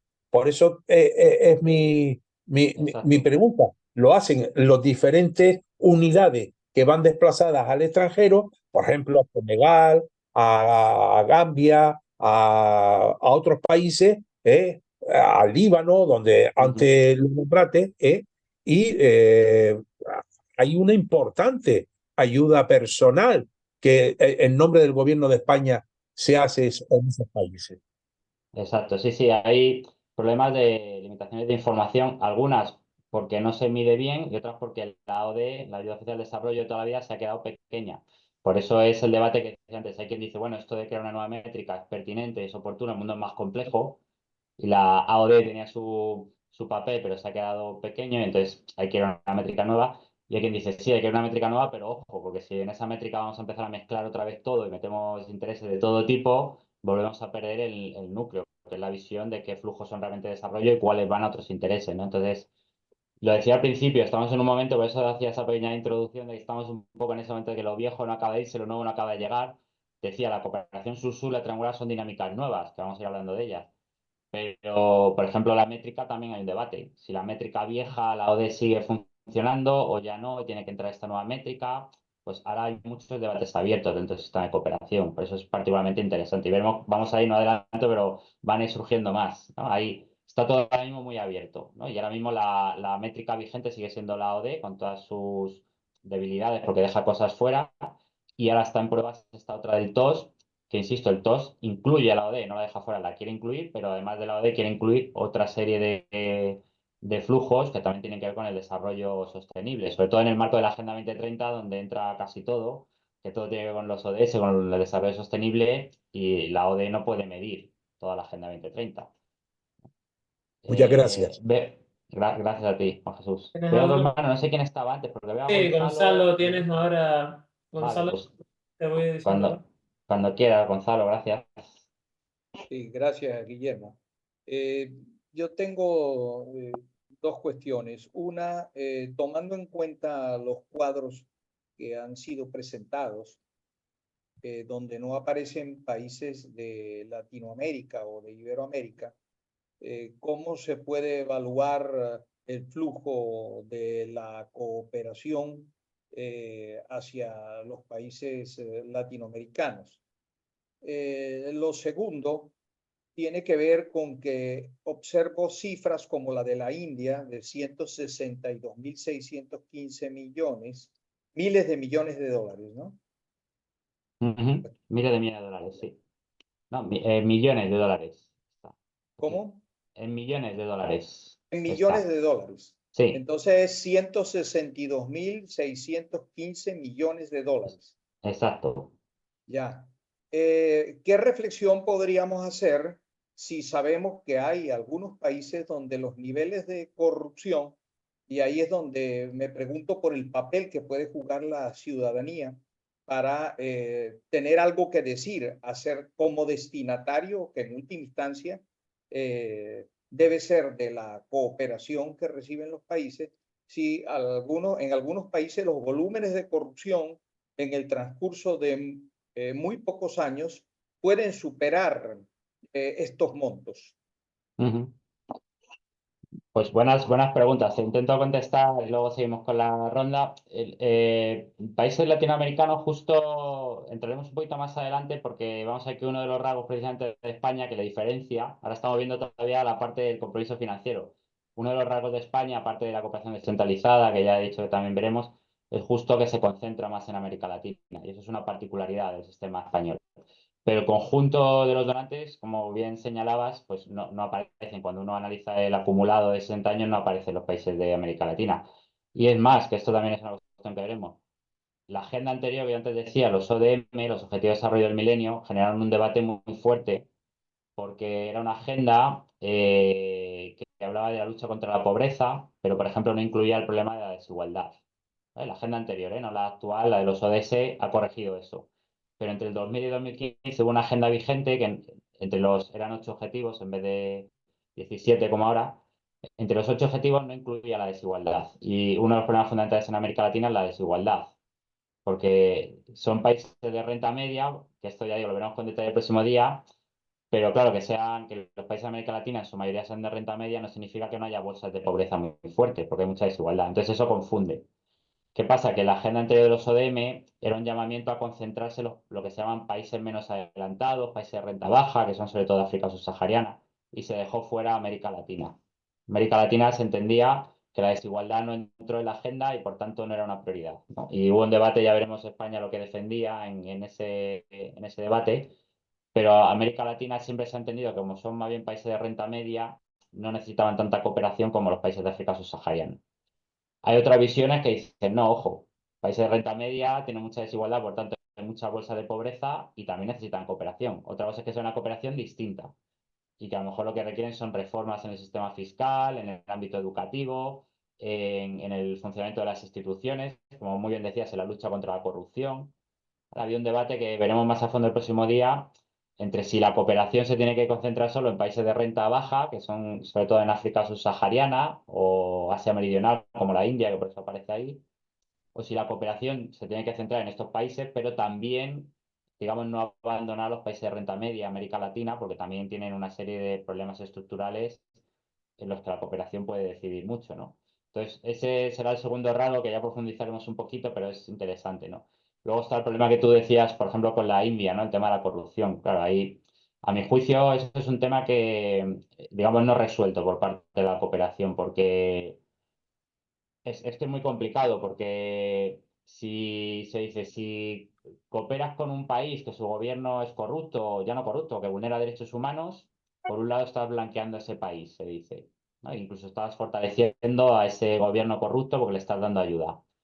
Pero si la cooperación se retira de ese país, estás penalizando a la ciudadanía que deja de recibir ayuda, que está sufriendo a ese dictador corrupto o a un régimen que vulnera los derechos humanos. La cooperación ahí tiene un papel muy difícil porque es muy complicado poder dar respuestas eficaces a eso. Entonces, eso es una cuestión, digamos que la cooperación se pone más al servicio de una visión más diplomática, de una política que está por encima.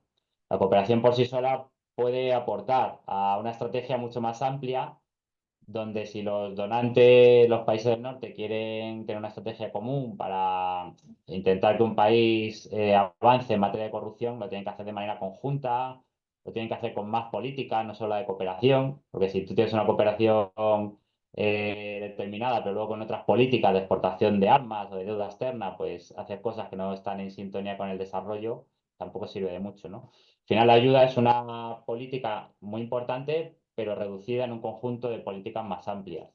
Entonces, cuando se trata de este tipo de regímenes, a mi juicio, la ayuda se le escapa el incidir.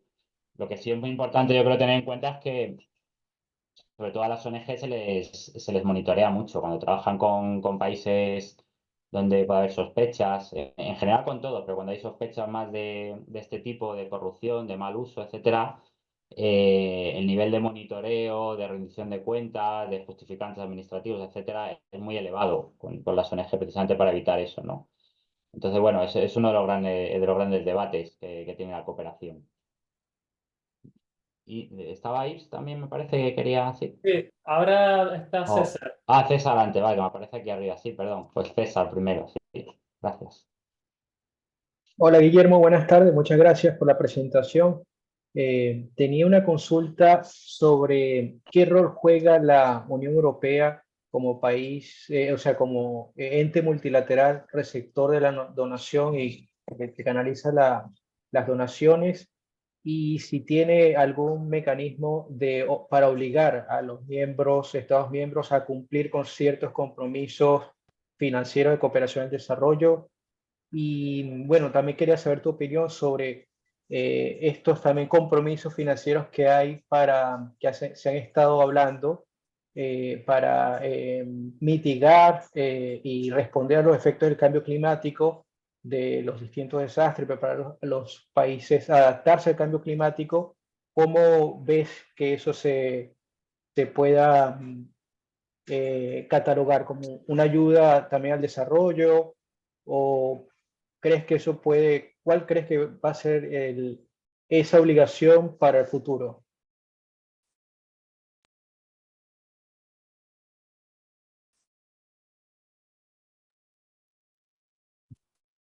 Hola. Sí, Sí, que veo que mi imagen se ha congelado, ¿no? ¿Me sí, escucháis? te escuchamos, pero no te vemos. Sí. A ver. A ver si... No sé por qué. Voy a dejar de compartir ahora. Ahora sí, ¿no? Me parece. Ahora te vemos. Sí. Vale, que no sé por qué de repente Vale, voy a volver a compartir eso. Vale, perfecto. Sí, pues muchas gracias, César, por la pregunta muy interesante. Claro, ahí entramos ahora estamos, fijaros que ahí en la tabla pone ayuda bilateral, porque la bilateral es la que los donantes deciden. Y luego entraremos en la multilateral. La Unión Europea es cooperación multilateral, ¿vale? Entonces, la cooperación de la Unión Europea sí que tiene una parte obligatoria. Es interesante lo que planteas porque esa discrecionalidad que yo decía antes con el tema de la Unión Europea se rompe, porque los países de la Unión Europea tienen que aportar, igual que a otros presupuestos de otras políticas, tienen que aportar una cuota fija. En función de su aportación al presupuesto, aportan a la política de cooperación. Entonces sí que hay una obligatoriedad con la Unión Europea. Otra cosa es lo que la Unión Europea hace con esos fondos, porque la Unión Europea sí tiene lo que se llama, lo llaman la cláusula democrática. Es decir, la Unión Europea, y esto vincula un poco con la pregunta que se hacía antes, que hacía Gonzalo, ¿no? También con el tema de la corrupción, ¿no? La Unión Europea lo que hace para combatir este problema es que aplica lo que llama la cláusula democrática. Entonces se dice que no va a cooperar, no va a dar fondos a ningún país que incumpla los derechos humanos, que no haya democracia, etcétera, ¿no? Lo que pasa es que, claro, eso es el aspecto formal, que es así, y otra cosa es la realidad que todos conocemos del famoso doble rasero, que es obvio, ¿no? Yo creo que no hay que ser tampoco especialista en relaciones internacionales para ver cómo con algunos regímenes que vulneran derechos humanos, pues sí hay negocios, pero por eso decía antes, pues esto ya va por encima de la ayuda, esto trasciende la ayuda, ¿no? Con Arabia Saudí, por ejemplo, pues no se tiene la misma actitud que contra otros países, ¿no? Y la cláusula democrática pues se queda un poco en cuarentena, ¿no? Porque se supedita la ayuda a otro tipo de relaciones comerciales o petrolíferas que hay, ¿no? Entonces, la Unión Europea tiene esas cláusulas democráticas, pero luego eso está supeditado a cuestiones más de índole política y diplomática que a veces hacen que esa cláusula obviamente no se aplique, ¿no? Pero dentro de eso sí que la Unión Europea, cuando hablamos de multilateral, podemos parar ahí un poco, se ha dotado hace poco de un instrumento nuevo que se llama Europa Global. La Unión Europea tenía como un conjunto de instrumentos un poco dispersos y ahora ha lanzado una iniciativa, bueno, ahora hace 2 años, que se llama Europa Global, ¿no? Y dentro de esa Europa Global que acumula todos esos instrumentos, pues uno muy importante es todo lo que tiene que ver con la adaptación al cambio climático, ¿no? Eso no, y la mitigación y adaptación. Eso no quita que, evidentemente, según todos los estudios, pues está siendo todavía insuficiente. Cada cual ahí lo puede evaluar de una forma, son avances, pero es a un ritmo que no es el adecuado para el riesgo que supone, según los científicos, el avance del cambio climático, ¿no? Entonces, la Unión Europea sí que ha situado todo el tema de la mitigación y adaptación al cambio climático, la resiliencia, todo esto en el centro de su acción de cooperación, pero no deja de ser una acción reducida todavía, no lo suficientemente enérgica para la transformación y la transición ecológica que se requiere, ¿no? Pero avances sí que hay con este instrumento que hay que se llama Europa Global, que han creado hace poco, ¿no? Y ahora sí estaba Ips, me parece. No te veo. No sé si quería intervenir. Sí, hola. Hola. Buenas tardes a todos y a todas. Para empezar, yo quería agradecer también al gobierno y a los ONG y a todos los sindicatos españoles. Pero lo que yo quería saber mi pregunta es, si he oído bien, dices que España es uno de los países que reciben también ayuda del Banco Mundial, bueno, al igual de ciertos países como por ejemplo Israel y otros países en dificultades. Pero no he entendido esta palabra, si está seguro, ¿cierto o Sí. no? Sí, gracias, Yves, por la pregunta. Siempre viene bien aclarar. No, me refería, Sí. yo digo que esto el próximo día lo vamos a ver con calma, pero Sí. lo que contaba es que los países cuando alcanzan un nivel de renta, ¿vale? Van creciendo en su desarrollo, pasan a ser países de renta alta, dejan de ser países de renta media, pasan a ser países de renta alta, ahí ya no pueden recibir ayuda. Si un país se convierte en país de renta alta, ya no puede recibir ayuda, ¿vale? Entonces, en el caso de Israel, lo que señalaba es que a inicios de los 90 ya se convirtió en país de renta alta. Entonces, desde los años 90, Israel ya no recibe ayuda. Aparece ahí por la ayuda que había acumulado, que había recibido previamente, pero ya no puede recibir. Y ponía el paralelismo de España porque España, también hasta finales de los 80, inicios de los 90, España recibía ayuda, pero ya desde inicios de los 90 España no es receptor de ayuda. ¿Vale? España ya es donante, entra en el CAD como donante, pero ni España, ni Israel, ni cualquier país que supere un nivel de renta, que veremos el próximo día, no pueden recibir ayuda. Pueden recibir, por supuesto, Israel, por ejemplo, recibe apoyo de muchas formas de Estados Unidos, ¿no? pero no se puede computar como ayuda oficial al desarrollo. ¿Vale? Se puede, lógicamente, luego cada gobierno es libre para dar los apoyos que considere, pero a la hora de medir la ayuda, si un gobierno da fondos a un país que ya es un país de renta alta, sea Israel, sea España u otro, eso ya no se computa como ayuda, no se mide como ayuda. ¿Vale? No sé si con eso se entiende la duda que tenías. Sí, sí, sí, entiendo, porque, bueno, solo quería saber un poco. Claro, gracias, sí. Como aquí yo puedo decir, yo quiero decir que entre los países europeos, pero yo pienso que España es el país que aporta mucho a los ONG y a los organismos humanitarios, porque aquí yo veo un poco los ONG y las asociaciones de como si refugiados y migrantes que verdadero que son que tienen son buena acogida, que tienen son redes y siempre me preguntas, yo siempre si también España no tiene alguna ayuda del Banco Mundial para apoyar también a esta organización que para mí hacer buenas cosas por la humanidad. Por eso, Claro, no, para pues mí, ya te digo, España, el próximo lo veremos. Podemos hablar un poquito incluso también del Banco Mundial para ir respondiendo a todas estas cosas, pero España ya no recibe ayuda del Banco Mundial, ayuda al desarrollo ya ni del Banco Mundial ni de otras instituciones. España ahora aporta fondos al Banco Mundial y el Banco Mundial hace ayuda, ya veremos también con cosas positivas y cosas negativas que se han criticado, sí, pero España forma parte del Banco Mundial como país miembro y aporta fondos, pero no recibe fondos de ayuda. ¿Vale? ya, Entonces, bueno, ok, muchas todo gracias. esto, gracias a ti, Ips. Todo esto que comentaba, no sé si hay alguna cuestión más, pero para llegar a una cosa, cerrar este punto y si queréis hacemos otra ronda si quedan más dudas, pero quería escucharos antes porque justo todo esto sirve un poco casi, entre comillas, como epílogo de todo este, digamos, diagnóstico después de 6 décadas de cooperación, 6 décadas largas. Un poco el consenso que hay en el ámbito de la ayuda, que es bastante generalizado. Veo que le está la mano de Mari, que ahora mismo te paso la palabra, pero simplemente para ver el lugar de España, que era un poco a lo que íbamos, y te paso la palabra para que preguntes lo que quieras. Que simplemente un poco, a modo de síntesis, hay bastante consenso en que al final el sistema de ayuda es una mezcla, ¿no? Y hay, por ejemplo, un autor muy interesante que se llama José Antonio Sanauja. Hay un vídeo muy pequeñito que explica una cosa muy bien, os pondré un fragmento que en 8 o 10 minutos explica muy bien esto, pero básicamente digamos que en el sistema de ayudas conviven desde valores, no hay que perder de vista que hay valores. Tampoco creo que no es bueno ni pensar el sistema de ayuda como todo solidaridad, justicia, ni lo contrario, como que es todo fuera de intereses, ¿no? Justo lo que hay es una mezcla y conviven valores, está la justicia social, la solidaridad, los lazos entre pueblos, ¿no?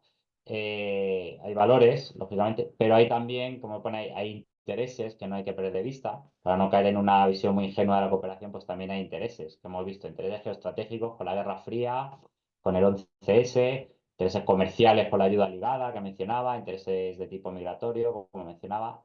Hay intereses también del donante en la ayuda y también hay lo que se llama identidades, ¿no? Identidades tiene que ver que, por ejemplo, España pues, coopera más con América Latina por su pasado colonial, por una especie de deuda histórica que hay en el imaginario, con buena razón, por el pasado colonial de España, ¿no? O Francia, por ejemplo, con sus excolonias, ¿no? También hay identidades que están en juego, ¿no? Entonces, eso quiere decir por ejemplo, ese ranking se mezcla de todo, se mezclan necesidades de desarrollo, porque hay países que tienen altos niveles de pobreza, pero se mezclan intereses también que hay comerciales o de otro tipo, se mezclan identidades. El sistema de ayuda hay un cierto consenso en que hay que verlo así. Luego cada cual puede poner más el peso en si hay más valores o hay más intereses, ¿no? Entonces, también para irnos con una visión un poco más completa, digamos, sistema de ayuda se pueden observar dinámicas de las tres, ¿no? Se pueden valores, intereses, identidades, pero sí es cierto en términos positivos que a medida que se ha hecho este diagnóstico y se han identificado que la ayuda no es solo ayuda, sino que también hay intereses,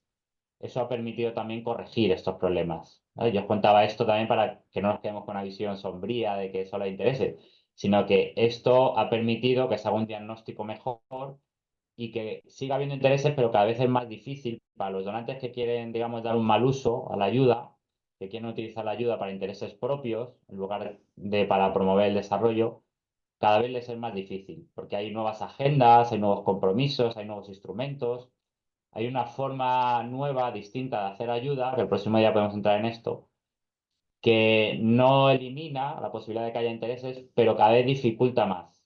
Para un donante que quiera, digamos, tener una mala praxis y buscar intereses propios, cada vez lo tiene más difícil, porque el sistema de ayuda cada vez va midiendo mejor que esa ayuda, que no, tiene nuevas métricas, como decía antes, tiene unas modalidades más orientadas al desarrollo. Entonces, sigue existiendo intereses en la ayuda, pero cada vez es más costoso y cada vez, digamos, gana un poco presencia lo que debe ser el mandato de la ayuda, que es promover el desarrollo. ¿Vale? Sobre esto pararemos un poco el próximo día. Entonces, simplemente, y ahora paso la palabra a Marí, simplemente esto ha permitido que haya como un diagnóstico más equilibrado. ¿Vale? Es decir, yo lo digo que como que se ha reequilibrado un poco la balanza de la responsabilidad. Esto quiere decir que en el pasado, cuando uno se preguntaba por qué la ayuda no era eficaz, había mucho debate, pero se decía, bueno, no es eficaz por las razones que veis ahora en el lado izquierdo, ¿no? Se cargaba la culpa, la responsabilidad de los receptores. Se decía, la ayuda no es eficaz porque hay corrupción, dan un mal uso a los recursos, que no tienen instituciones adecuadas, lo que se llama el buen gobierno o la capacidad de absorción, ¿no? Instituciones que puedan gestionar adecuadamente volúmenes de recursos. Cuando se hacía esta pregunta hasta los años 90 de por qué la ayuda no está siendo eficaz y sigue habiendo pobreza y desigualdad, se cargaba toda la respuesta en el lado izquierdo, ¿no? En la responsabilidad de los receptores. Con este diagnóstico, al asumir que los donantes también tienen intereses, que la ayuda es volátil, que instrumentalizan la ayuda, se reequilibra un poco esa balanza.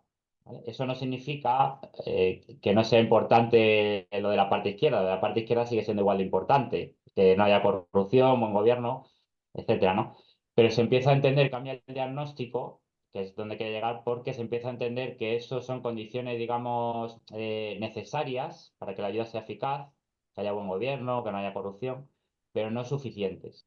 Para que la ayuda sea del todo eficaz hace falta que el receptor haga bien su parte de la tarea, su responsabilidad, pero también que el donante de una ayuda que no sea tan discrecional, que no sea tan volátil, que no la instrumentalice. ¿Vale? Eso ha llevado un poco a equilibrar esa balanza y a entender que para que la ayuda sea eficaz, las dos partes, receptor y donante, tienen que hacer bien su tarea de trabajo. ¿Vale? Entonces, en ese marco, por cerrar y paso la palabra a Mari, aquí España, fijaros, se sitúa en términos absolutos, que veíamos que la ayuda se puede medir en miles de millones de dólares, que había esa tendencia al alza, pues España está aquí en torno a, es el puesto 6, 8, 10, el 12, 13, más o menos. Aquí está millones de dólares, no llega a los 4.000 millones de dólares, más o menos. ¿Vale? Pero en términos relativos, que como veíamos antes es lo más interesante para ver el esfuerzo que hace cada país, ¿no? Porque depende del tamaño de la economía de cada cual, pues uno puede dar más o menos. Fijaros que si vemos cuánto da cada país, antes decía que hay diferencias. El promedio de todos los donantes está lejos del 0,7. Pero hay países, tenéis por ejemplo a la izquierda, ¿no? Los países nórdicos generalmente, Noruega, Luxemburgo, Suecia, Dinamarca, también está Alemania últimamente, que cumplen ese 0,7, veis que incluso con creces, y hay otros países que están muy lejos del 0,7. El esfuerzo que hacen es mucho más reducido, ¿no? En ese escenario, que es lo que quería presentar, porque si no hablar de España en abstracto no se entiende, España se sitúa, fijaros, más bien hacia la cola de esfuerzo presupuestario, ¿no? En torno al 0,25 más o menos. Hubo unos años que España llegó a estar en torno a casi el 0,5, llegó en un momento, pero nunca ha llegado al 0,7. Entonces España se sitúa en este mapa de donantes que estamos viendo más bien hacia la cola. O sea, todo esto que era el primer rasgo del compromiso el compromiso, perdón, financiero de España, pues hay que decir que es bastante débil.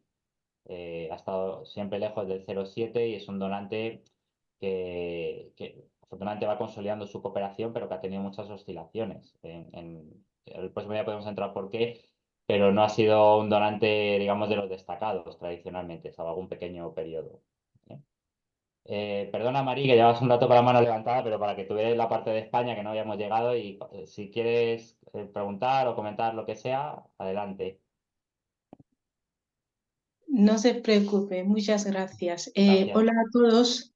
Mi pregunta es, ¿cuáles son los criterios para que un país sea prioritario en el plan de cooperación de la cooperación española? Porque, por ejemplo, un país como Senegal es prioritario, pero comparándolo con Gambia, Gambia es mucho, a lo mejor me puedo equivocar, que Gambia es mucho más pobre que Senegal en términos de desarrollo. ¿Y por qué, por ejemplo, algunos países no son prioritarios en los planes de cooperación? Gracias. Muchas gracias, Mari. Pues pregunta excelente, porque no es sencillo. Claro, al final, los planes estratégicos, yo antes decía, España, por ejemplo, ya tiene su plan director vigente, en realidad se acabó en el 2021. Está ahora en proceso de aprobar un nuevo plan director, ¿no? Los planes directores, en general, casi quieren aparecer un poco como si fueran documentos técnicos, ¿no? Donde se eligen cosas objetivamente, ¿no? Por elementos objetivos, pero también, lógicamente, es una planificación estratégica, tiene decisiones políticas detrás. Incluso es bueno que sea así porque es una planificación estratégica, ¿no? Entonces ahí entran variables de mucho tipo, ¿no? Normalmente en el caso de España, y otros donantes igual, cuando identifican sus países prioritarios, tienen en cuenta varios elementos. Por ejemplo, uno es la situación de desarrollo, pero como bien dices, si se mide solo los índices de la pobreza, situación de desarrollo, no se entiende por qué hay algunos países sí son prioritarios y otros no. Es un elemento más que España tiene en cuenta, la situación de desarrollo del país. Porque también España, por ejemplo, suele tener en cuenta la tradición de trabajo, si tiene experiencia de trabajo en esos países o no.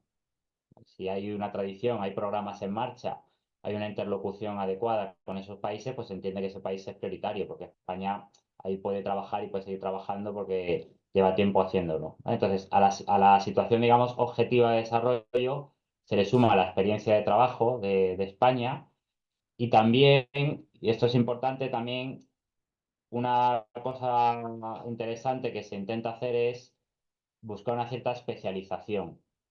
¿Vale? Es decir, un problema que tiene, o otro problema más que tiene el sistema de ayuda es que si vamos a los datos, aunque los países tienen países prioritarios, en realidad muchos donantes acaban cooperando con cientos de países y en cientos de sectores. Esto es una locura, pero es así. Si vemos la cooperación española, a lo mejor tiene identificados 20 y pico países prioritarios, pero tanto España como otros donantes acaban cooperando a veces con 50, 60 países de manera distinta, y no solo en países, sino en muchos sectores, ¿no? En género, salud, educación, medio ambiente, hay cientos de sectores, subsectores.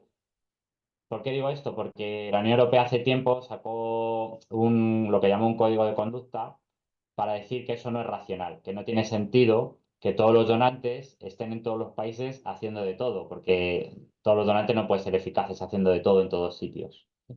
Entonces, la Unión Europea llamó a que hubiera lo que llama una división del trabajo. Así que cada donante hiciera un ejercicio, en este caso España, de identificar en qué países es más eficaz su cooperación y en cuáles tiene, digamos, un valor añadido, ¿no? Que se especializase, que no intente España y cualquier otro donante europeo, que no intente estar en todos sitios haciendo de todo, sino que cada uno haga lo que mejor sabe hacer en los países donde más tradición de trabajo tiene. Entonces, es decir, ir a una cierta especialización, ¿no? Entonces, España tiene en cuenta eso, tiene en cuenta, como decía, la situación de desarrollo, tiene en cuenta su tradición de trabajo y tiene en cuenta un poco esa especialización. España, por ejemplo, tiene una buena cooperación en materia de género, pues tiene más sentido que trabaje en género que en otros sectores donde a lo mejor no tiene experiencia de trabajo, ¿vale? O tiene experiencia de trabajo en algunos países y tiene presencia con las oficinas de cooperación y en otros no tiene presencia, ¿no? Entonces, todas estas variables, digamos, entran, luego también hay otros intereses. No hay que ocultar que España, como otros donantes, pues hay países donde tiene más intereses, por ejemplo, comerciales, y le interesa tener una presencia de su cooperación. Y otros países que a lo mejor estaría justificado en términos de desarrollo, pues si no hay intereses, a lo mejor no entra la cooperación, ¿no? Entonces, un poco en la línea que habíamos antes, se mezclan cuestiones objetivas, se mezclan valores de intención de mejorar el desarrollo del país, pero también hay intereses del donante, ¿no? Entonces, todo esto hace que resulte pues, un orden de prioridades donde hay elementos objetivos de desarrollo, pero hay otros elementos que tienen que ver con la particularidad, la experiencia del donante y una búsqueda de una especialización, de que se entiende que es bueno que cada donante se centre donde mejor, en principio, cooperación puede hacer. ¿Bien? Bueno, no sé si hay alguna duda Una más. pregunta, sí, hay una Sí, pregunta en el chat, Francisco, Guillermo. dime. Nos comenta María Julia, en porcentajes, ¿qué se podría considerar que es renta alta para poder saber, eh, ¿existe alguna Sí, línea divisoria? ¿Cómo se sí. mide? Pues mira, el próximo día vamos a entrar justo por aquí, porque ya que hemos visto el primer rasgo de la cooperación española era esto, el compromiso financiero, para ver cómo se mueve todo esto. El segundo es por qué España se concentra en países de renta media, América Latina, entraremos un poco en eso y veremos la tabla. Cuando se habla de renta alta, digamos, vamos a ver la tabla el próximo día, pero por si queréis tener ya la tabla completa, los países se van clasificando por niveles de renta, ¿vale? Hasta más o menos. Digo más o menos porque esto cada 3 años lo van actualizando y varía, pero por redondear y que podáis calibrar, más o menos hasta los $1.000 anuales per cápita, esto se mide, te digo, el próximo día pongo la tabla para que lo veáis más claro, pero hasta $1.000 anuales per cápita son países de renta baja, ¿vale? $1.000 anuales per cápita, renta baja. Veremos que dentro de eso de renta baja, algunos que tienen algunos problemas añadidos de desarrollo se llama países menos adelantados, ¿vale? Pero hasta 1.000 son, ya digo, dólares anuales per cápita por habitante, países de renta baja. Desde 1.000 hasta 12.000, redondeando, son países de renta media. Desde 1.000 hasta 12.000. Fijaros que, claro, la renta media es un estrato muy grande, ¿vale? Por eso ya veremos que dentro de renta media también hay renta media baja y renta media alta, ¿vale? Pero desde 1.000 más o menos hasta 12.000 son países de renta media. Y más o menos desde 12.000 en adelante ya serían países de renta alta, ¿vale? Ya digo que se va actualizando, ahora son 12.000 y pico, pero en torno a partir de los $12.000 anuales per cápita, hablamos de países de renta alta. Y esos son países, ya digo, el próximo día empezamos por aquí si queréis, que se dice que se han graduado, que es una expresión que no me gusta mucho, es como muy paternalista, ¿no? Se han graduado, ya son países de renta alta y ya no pueden recibir ayuda. Hablaríamos, por contestar la pregunta, hablaríamos eso en torno a los $12.000 anuales per cápita. Bueno, no sé si tenéis cualquier otra duda o alguna que haya en el chat que quieras compartir, Francisco, o lo que me digáis. Ya estamos llegando a las 8. Sí, ¿no? Sí, ya son las 8 Perfecto. menos 2 minutos. No sé si si no hay ninguna pregunta más, pues como a veces hemos terminado 5 minutitos más tarde, pues yo creo que tampoco pasa nada si terminamos un minuto antes. Únicamente Genial. esto, agradecerte tu exposición que has regalado esta tarde con nosotros y nada, recordarles a los alumnos y alumnas que el próximo miércoles no hay clase, que es día festivo, y que la próxima semana volveremos a estar también con Guillermo, pero el miércoles tampoco habrá clase, solo tendremos clase el lunes, porque el miércoles también es festivo, pero en Madrid, que es la festividad de San Isidro. Bueno, Vale. parece que ha Pero levantado. perdona, Francisco, pero Sí. ese es el miércoles 15, no el siguiente, que es el 8. Ah, es verdad, es el 15, Para, tienes digo, razón. para que no. Sí, en Madrid es el No, la 15. semana que viene sí que hay clase lunes y Eso miércoles, es, es verdad. Es el eso es. 15 el Sí. día que tendremos también un miércoles sin clase. Creo que Eso, hay una mano gracias. levantada, no sé Sí, si sí, igual. Muy aprovechamos. Está rápido, Jean-Baptiste. Jean-Baptiste. Perfecto, O pues ya nos cuando vamos. quieras, Jean-Baptiste. Sí, muchas gracias. Bueno, yo me llamo Jean-Baptiste, yo soy de Benín, ¿no? País de West África. Y bueno, yo tengo una duda, una duda de última hora, ¿no? Y usted ha hablado de los problemas que se encuentran cuando hablamos de la cooperación española. Hay, por ejemplo, el problema de discrecionalidad y otro de volatilidad. Bueno, yo quería saber cómo usted piensa que España hasta ahora puede mejorar su cooperación y extender eso a otros países. Muchas gracias. Muchas gracias, Jean-Baptiste. Te he escuchado un poco entrecortado, pero creo que me he quedado con la pregunta un poco con cómo puede mejorar la cooperación española.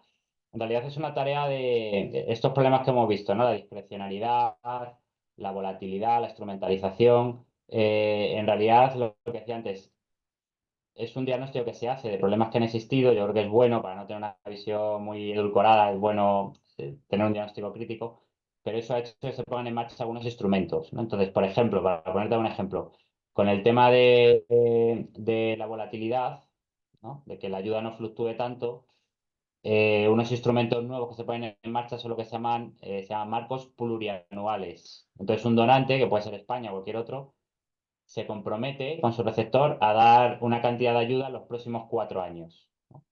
En vez de ir cada año decidiendo, lo que decía antes, si el receptor dice, bueno, el receptor dice, he recibido este dinero este año, pero el año que viene no lo sé, para evitar eso, evitar esa volatilidad, algunos donantes, como digo siempre, poco a poco, no es que ahora de golpe todo se utiliza así, por eso decía que conviven nuevos instrumentos, viejas lógicas, nuevas lógicas, los instrumentos también están en eso.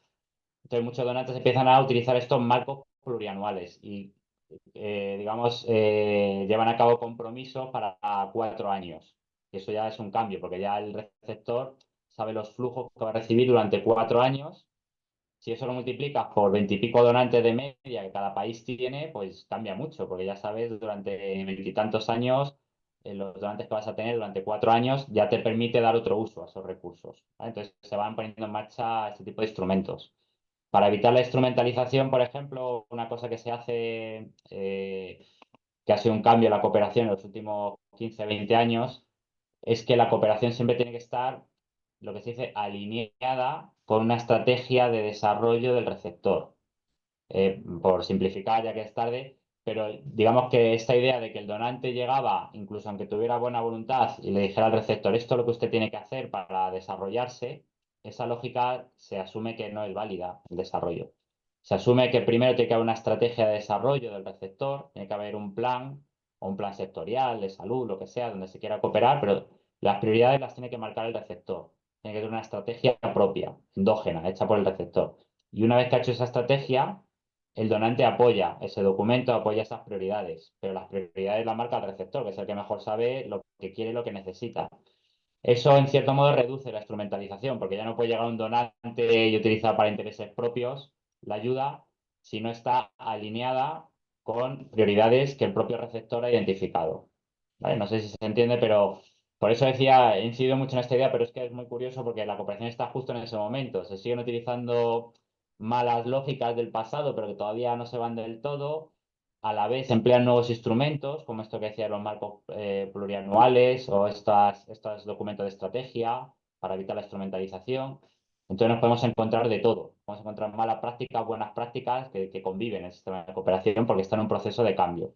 ¿Vale? Eso que decía que lo viejo no acaba de irse y lo nuevo no acaba de llegar. ¿Vale? De todas formas, viendo también los temas que os interesan, el próximo día podemos profundizar en estas cuestiones para ir dándole forma a todas estas dudas que tenéis y resolverlas. No sé si hay cualquier otra cuestión que queráis aprovechar. Si no, yo... Gracias, Matiz. Si no, yo aprovecho también, ya que Francisco decía, para dar las gracias, no a mí, por supuesto que me las dais, sino yo a vosotros y vosotras por la atención y por los comentarios y preguntas tan interesantes. Así que nada, como decía Francisco, ya nos veremos el lunes que viene, hasta dentro de una semana, pero bueno, también está bien, así tenéis un tiempo para darle una vuelta a todo esto que hemos conversado hoy y cualquier duda que tengáis, por supuesto, aparte del foro que tenéis y demás, pues podemos verlo el siguiente día y empezamos un poco haciendo reflexión colectiva sobre todo esto y seguimos avanzando. ¿Vale? Así que nada, muchísimas gracias y nada, hasta el lunes que viene, entonces. Genial, gracias Guillermo y gracias a todos y todas. Nos vemos entonces el próximo lunes.